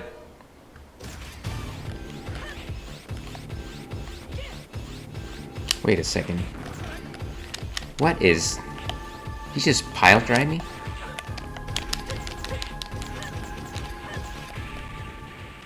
Wow, that took seconds. That was nothing like the video I saw. Jeez. Okay. There was no like heat-seeking torpedoes in the thing that... Hold on a second. I need to fix my chair. Okay. Clearly my chair didn't need fixing, but I felt like it did. Okay, let's try this again.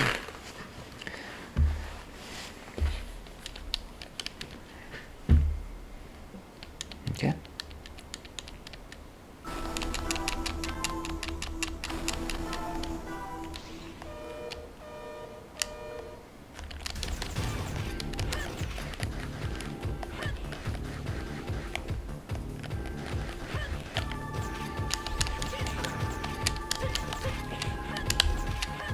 I gotta be better about my jumps.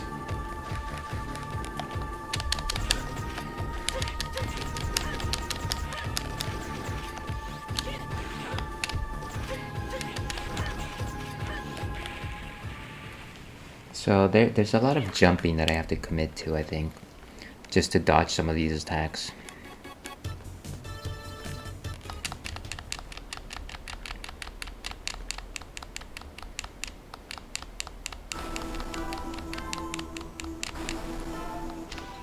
Okay.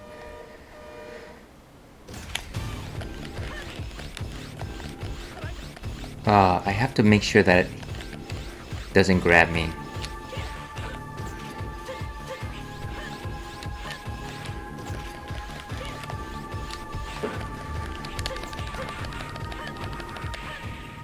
And I guess trying to cheese it's not gonna win. At least according to the video that I saw, the more effective route was to use those Z-Buster. So maybe I'll just try and do that.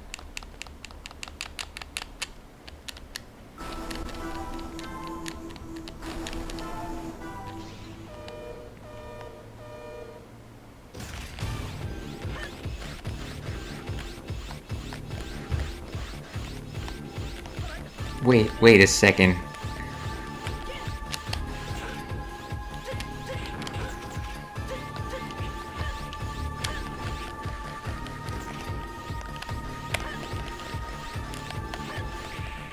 Wow, that thing has some amazing range.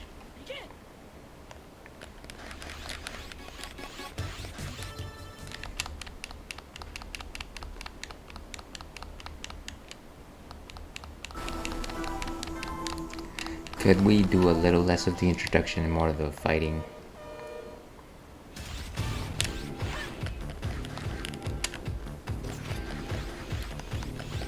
Oh, wow.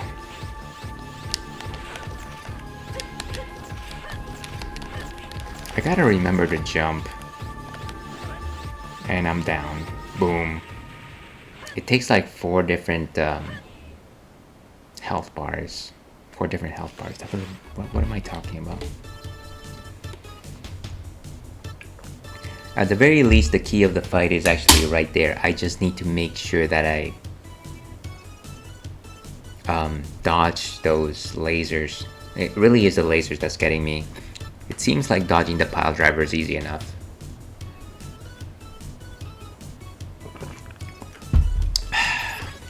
But that's a climb.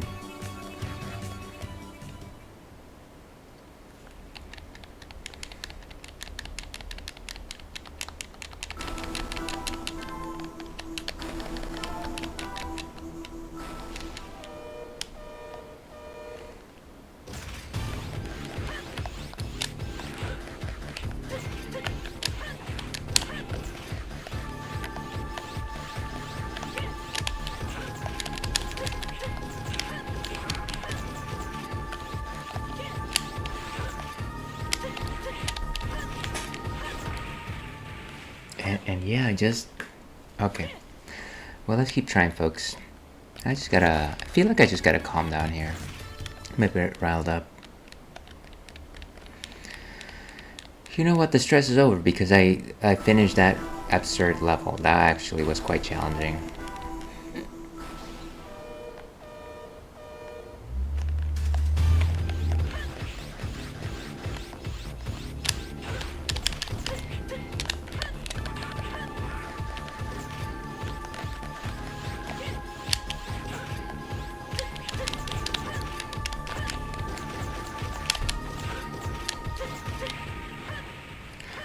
Well, was that 1 life bar? Was that at least 1 life bar? That seemed like it was 1 life bar. Am I using the right element, by the way? I think it's supposed to be ice, if I'm not mistaken. Let's see.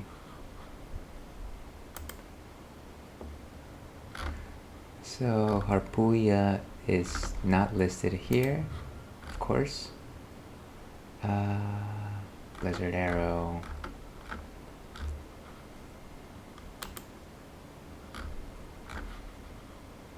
Let's see what strategy wiki has to say about it.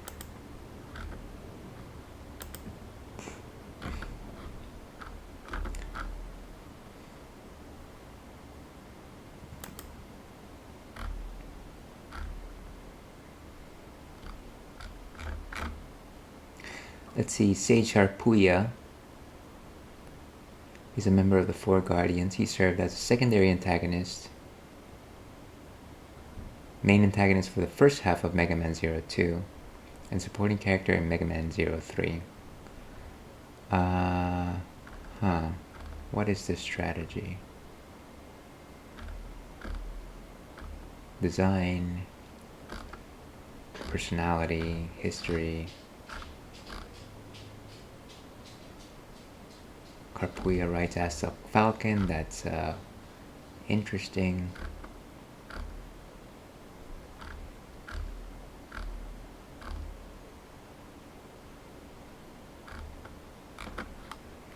Okay, I think I'm just gonna go with what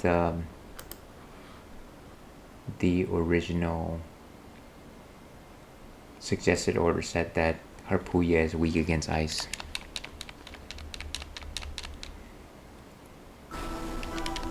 Which I think I'm wearing right now.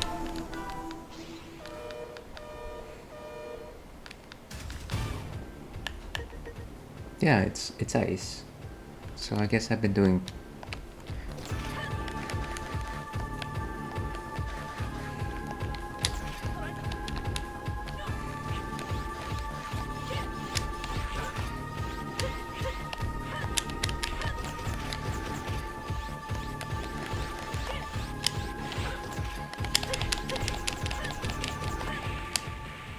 Wow, it just... Once again, I kind of just need to stop eating those sword beams. And I'm not fast enough with my jump button. There's something wrong with my thumb here, folks. With my opposable thumbs.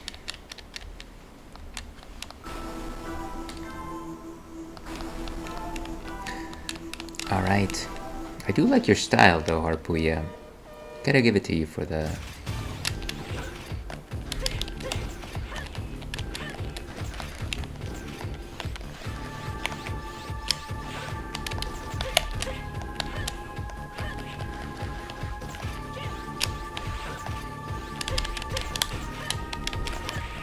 Wow. Okay, so as soon as it takes flight, I need to dash under it.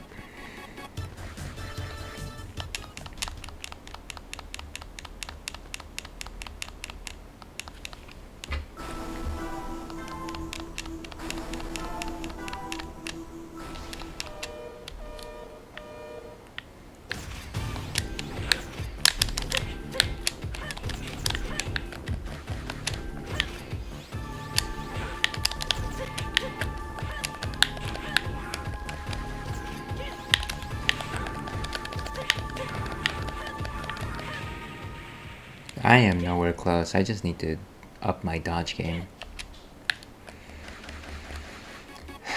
Is it like a thing in this Mega Man game where your life bar actually never goes any bigger? Because I don't feel like it has increased since I started this game.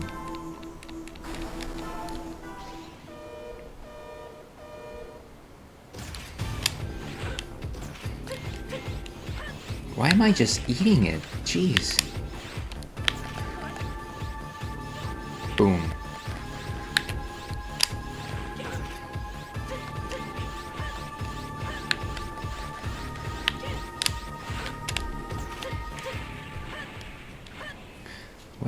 What is up with my...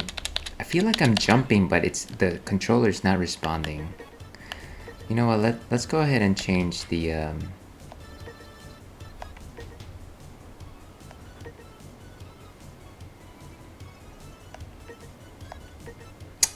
jump. Okay. Type B it is.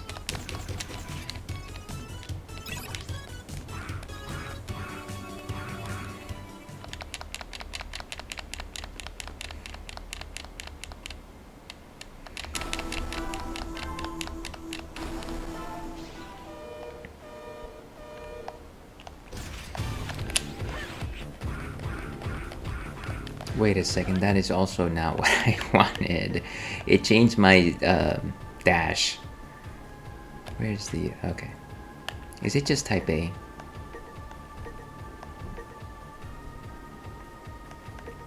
Yeah, it's just type A. Boom.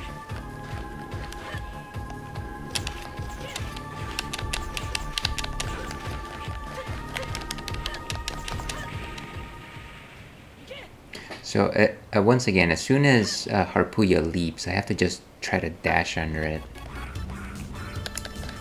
Wait, why is it... I don't get it. See, it switched back to type... okay.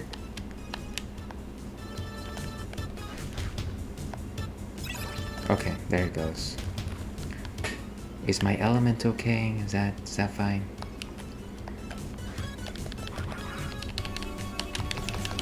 Okay. Ah, wow. This stage has been just wild.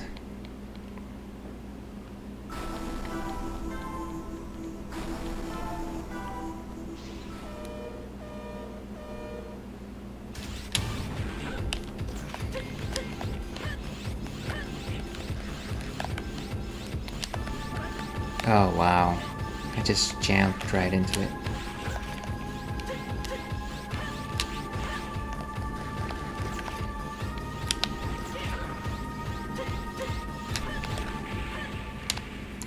I wonder if I can get it twice before it leaps again.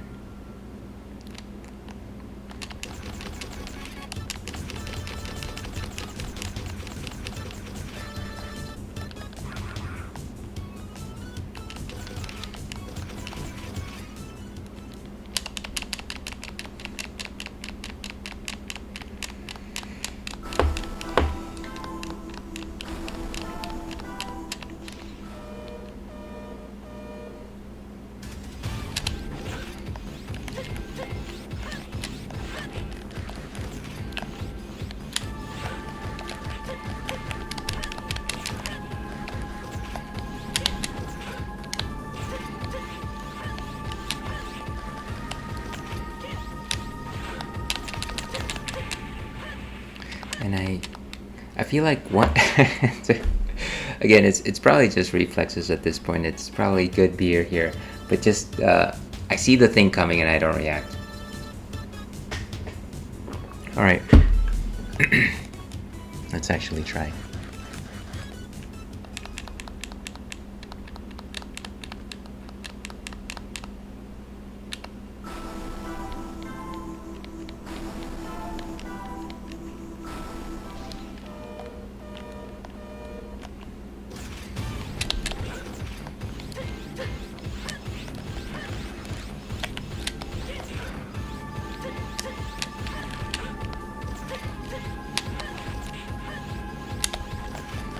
Oh, wow, I just went right into it.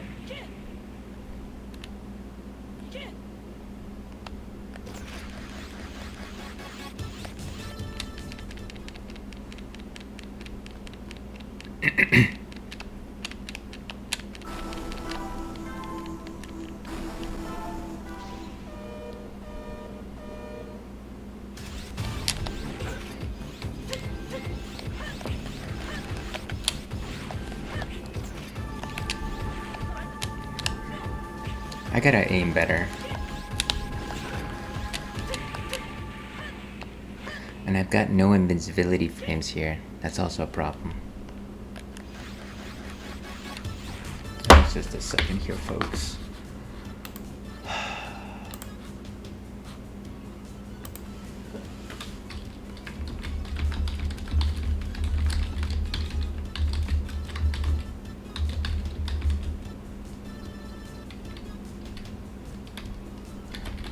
Let's see.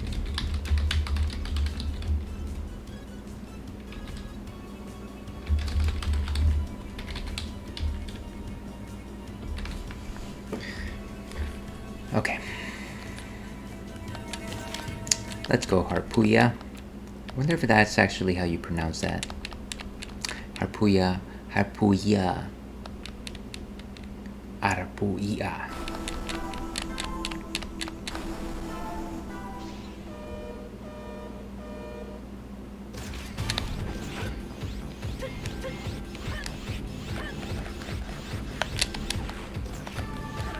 Oh wow, how do I even avoid that?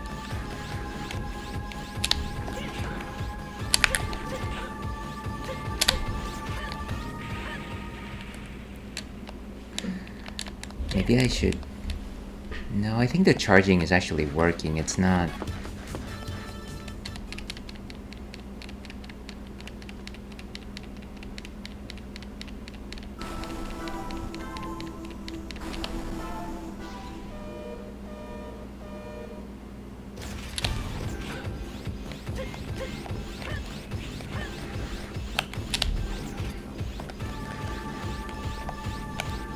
Oh, wow.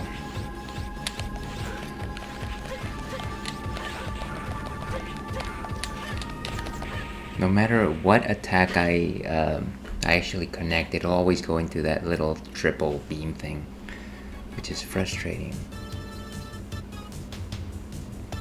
Okay.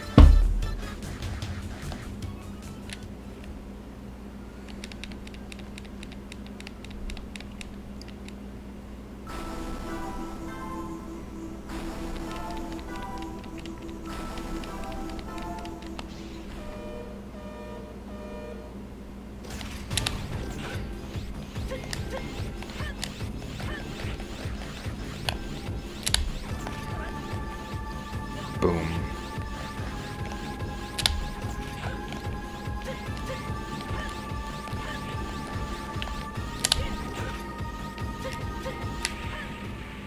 That's wild.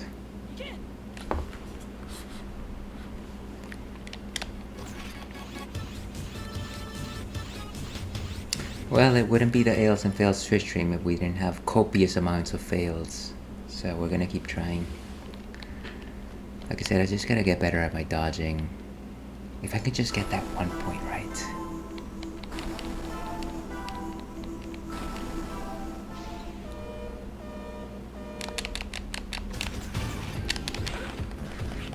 Oh, wow.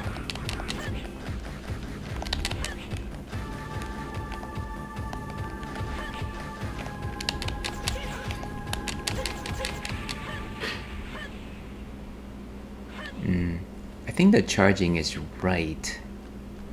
It's just that I gotta learn how to time my hits.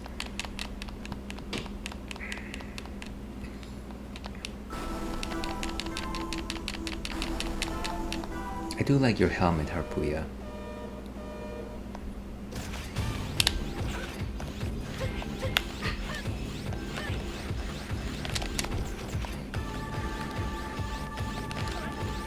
And it's really impossible to just dodge underneath it.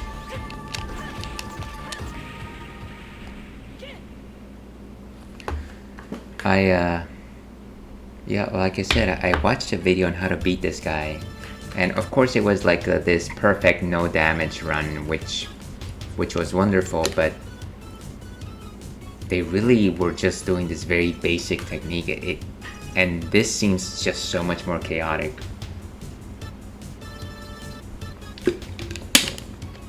But you live and you learn.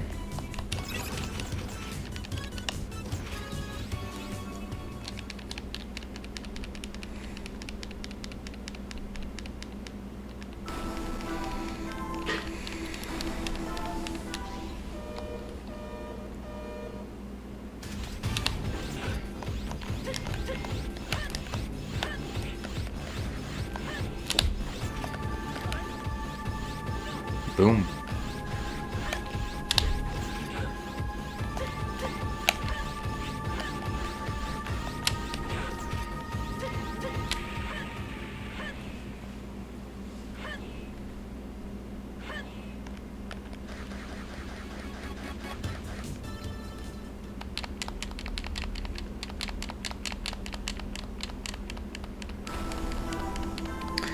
This is what I get for drinking on stream, which is actually the basis of this stream.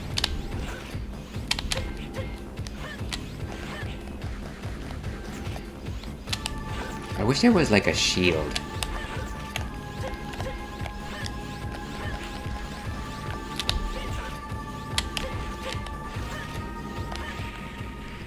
How do I get past that thing? That's insane.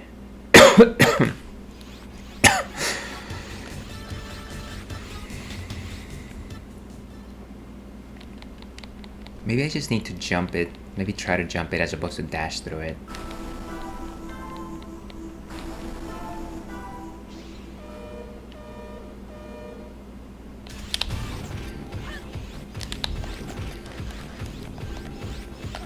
Why would it just get me in the corner?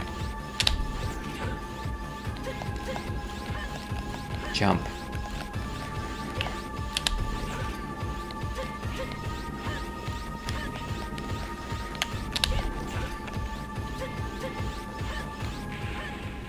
Okay, I think the main thing there is that giant sonic boom. I've just gotta jump it.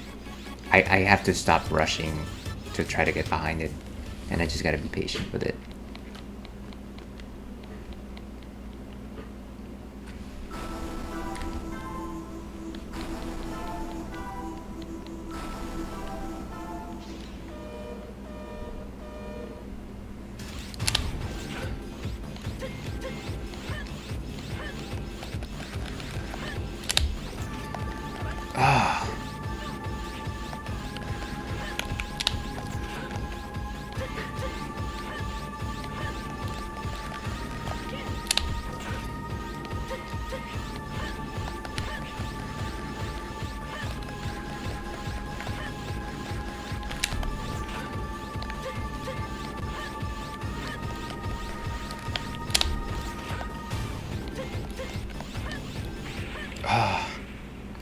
So I think I get it.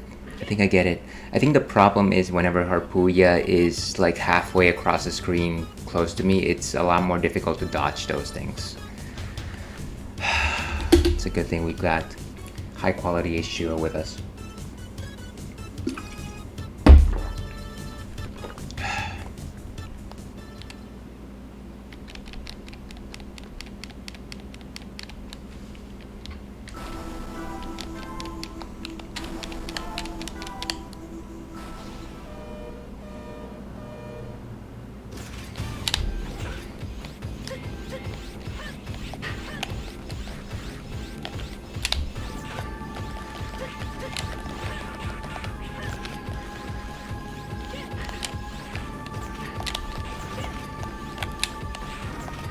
Oh, come on, I just ate that. I just ate that, folks.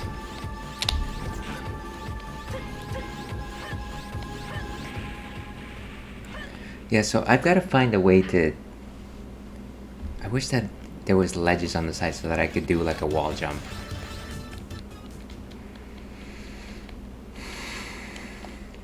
But yeah, I think I've got the right strategy now.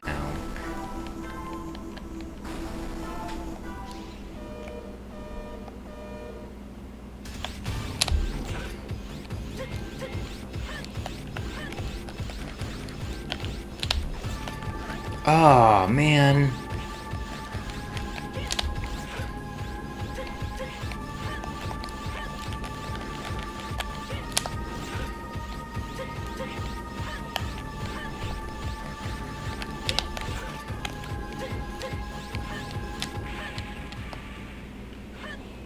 Yeah. Yeah.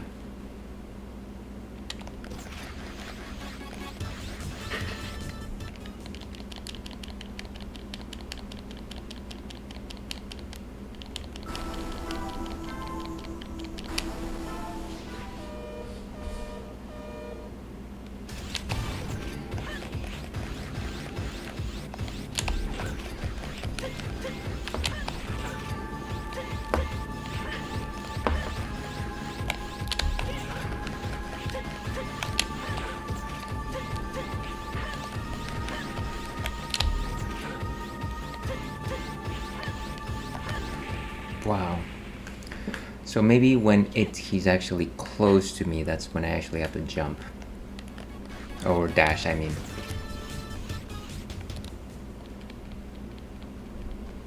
I actually don't know if Harpuya is a boy or a girl. If that's kind of ambiguous.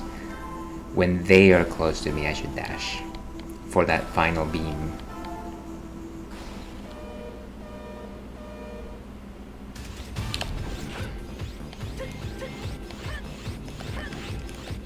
Broke my rule.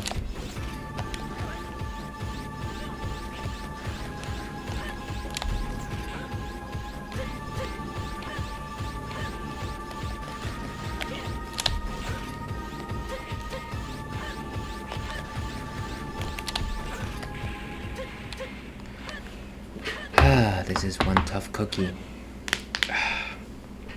Well, at least I've got beer.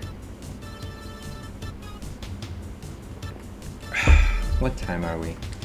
This might actually have to be where we wrap up. Let's give it a couple more tries and we'll leave it there.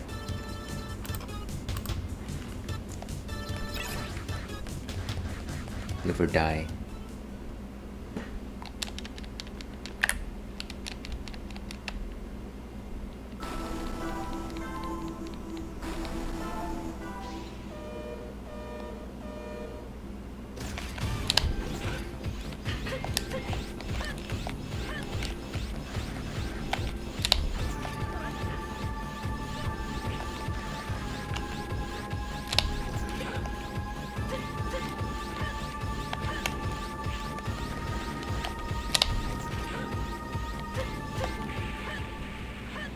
Now I'm starting to worry about those little drills that pop up in the air.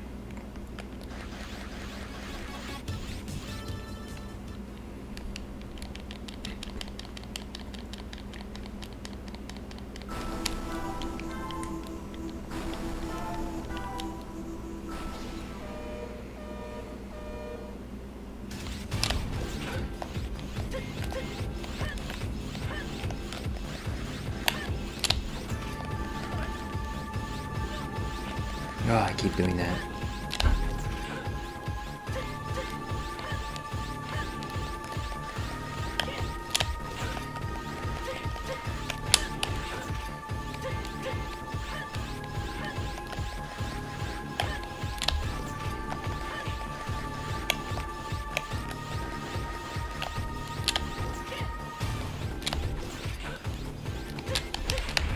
Oh, come on.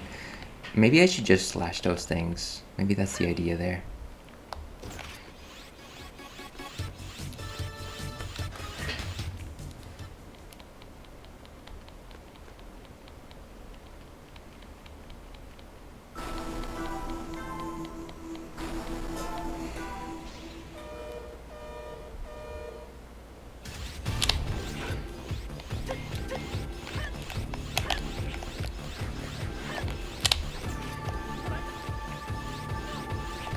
just that distance. It's ridiculous.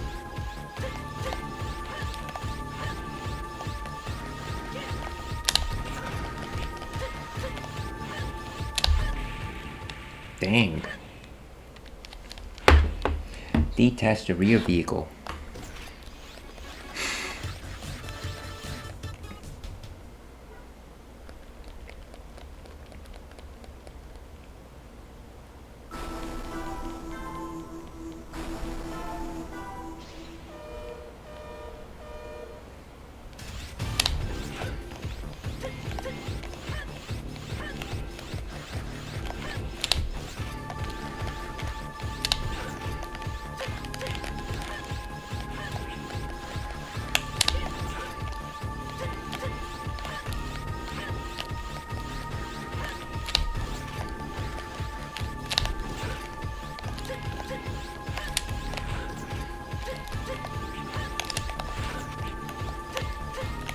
Oh, maybe there's a strategy there.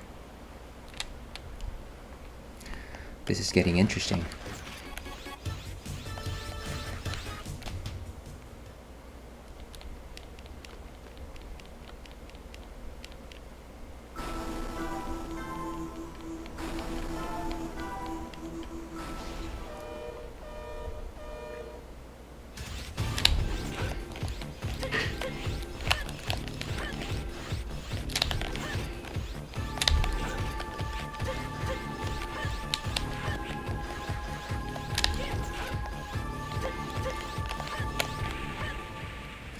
And maybe I lost that strategy.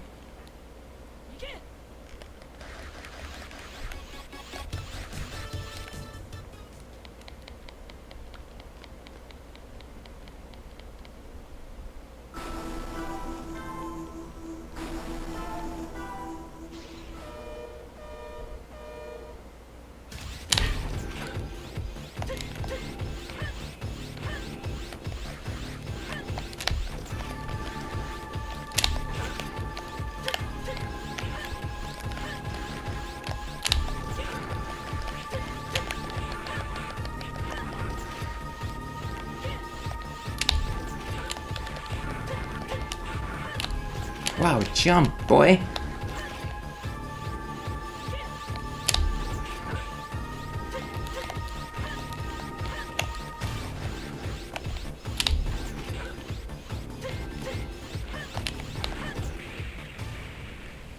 Yeah, so I think when it's shooting that larger beam, I kind of just need to fire at it.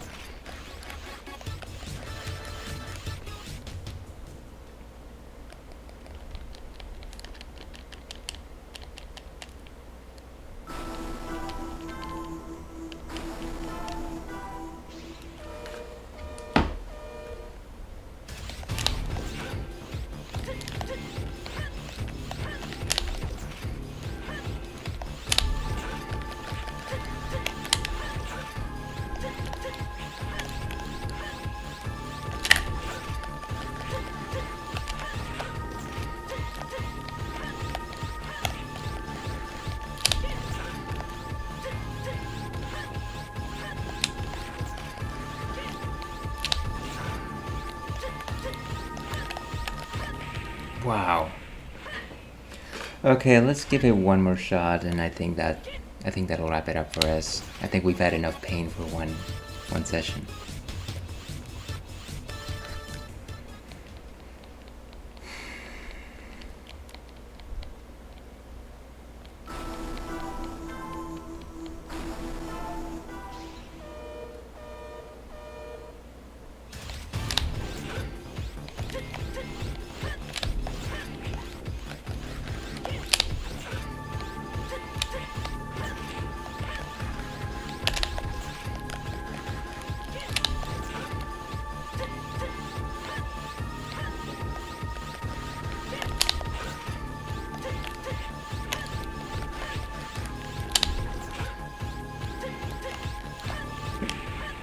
Dang.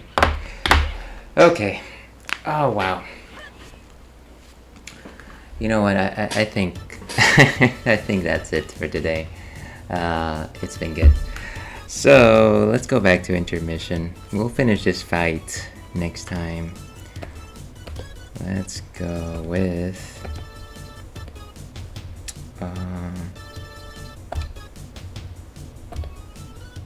and let's go back to intermission.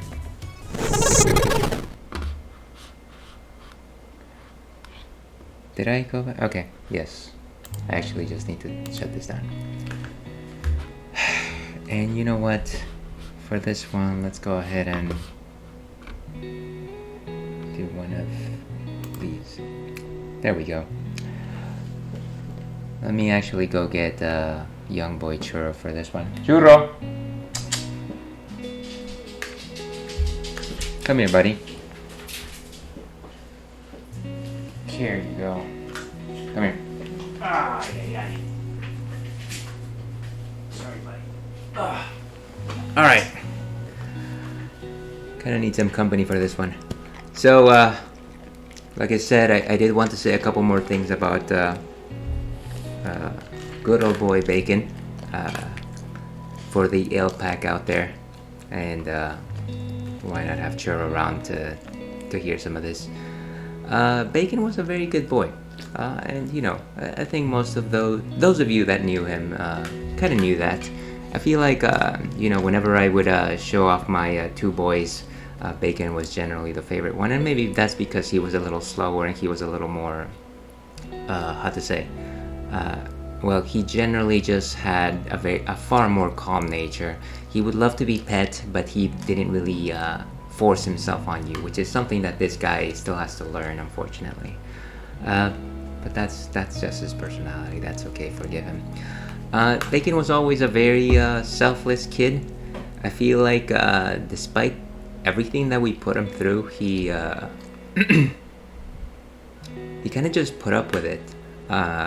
You know, I actually got him back in the East Coast, and the reason why I got him was actually because I was trying to impress my then girlfriend, who was really into corgis, and she really wanted to have one, but she didn't want to care for it. And I had experience with a dog before, and so I said to her, you know what, I'll take care of a corgi, and then you can visit more often, and maybe that'll like foster the relationship, which it actually did, because I ended up marrying that girl.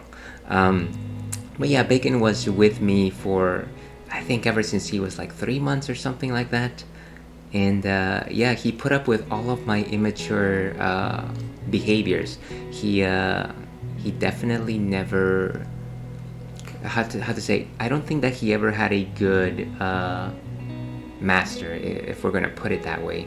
I was always lacking. Certainly at the beginning, I didn't know too much about how to deal with a dog. Like, I bought all these how-to with dog books, but I never really had a good strategy of how to go about it. And we kind of learned how to cope with one another. I feel like he was rambunctious, he was young, he destroyed a lot of my old apartment back in those days. And I was certainly not great at, you know, tolerating some of that. He certainly put up with it, and he was always willing to just say, you know what, I still like you, you took care of me, and I still love you. And, you know, he eventually made the trip from the East Coast to us, to the West Coast, hopped on a plane for about 5 hours, and I don't know if you know anything about how, you know, animals are treated in airplanes. Maybe not treated is the right word, but certainly how they're transported. And it's not the easiest thing. I think they go into the cargo area, and they have to deal with like all the random plane sounds. And I'm sure that frustrated him and stressed him out. And I just, you know, I kind of just thought that would be the thing that he had to deal with in order to come along with us. Sorry if you saw that I was doing something else. I was just kind of changing the category. I wouldn't want somebody expecting Mega Man Zero during this segment of the stream. So yeah, he dealt with a lot. By the time that he passed away, he was almost 13. He was 1 month shy of turning 13. And like I said, he was very tolerant all up until the end. Once again, let me assure you that I could have done better. I could have taken him to the vet sooner, and I didn't. and yet the entire time that he was clearly not happy, he was still happy enough to say hello and receive a pat. So a very selfless dog. Let me end this little segment with like one story to suggest how selfless he was. Back in the beginning, I want to say maybe by like year 3, he so back in those days when I was a young wolf, I would come home after a drunken feast, and I was just, there was one night where I was just like dead tired, and it was probably during the time where I was not happy with him because he was just so rambunctious and so energetic and so destructible that I'm sure that we were not on good terms. But one night I remember walking in just totally hammered and totally drunk, and I kind of just like stepped into my house, locked the door, and I kind of just like collapsed in the living room, like right next to his crate. And clearly he was right there.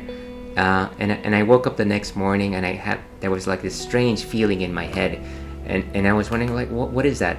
And apparently good boy Bacon had just like decided upon himself that through his crate fence he decided to just give me a cowlick, because I'm assuming sorry buddy, I'm assuming in his head licking my head was going to make me feel better. So even though we were at war with one another during those times, he still watched over me that entire night. You know what? I'm gonna let you go. I'm gonna let you go. You don't seem very comfortable there. So yeah, Bacon was a very kind soul. That's all I'm gonna say about that. I'm gonna go ahead and put something that I kind of sort of prepared here. It's a little montage of moments for Bacon, and hope you enjoy it. But after that, we'll probably just go ahead and end stream. Yeah, so hopefully you like it. Let's go ahead with intermission over here. Yeah, so before I go, rest in peace, old friend. And for everyone else out there, stay thirsty, Alpac.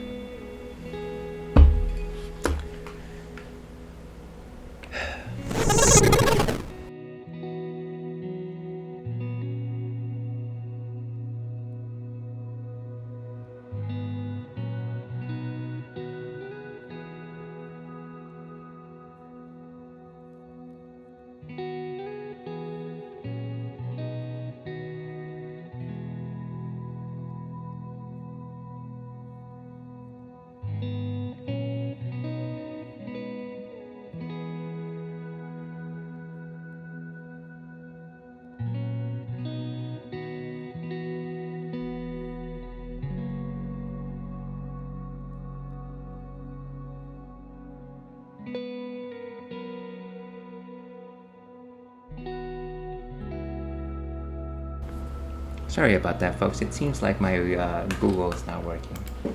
Let's try this again.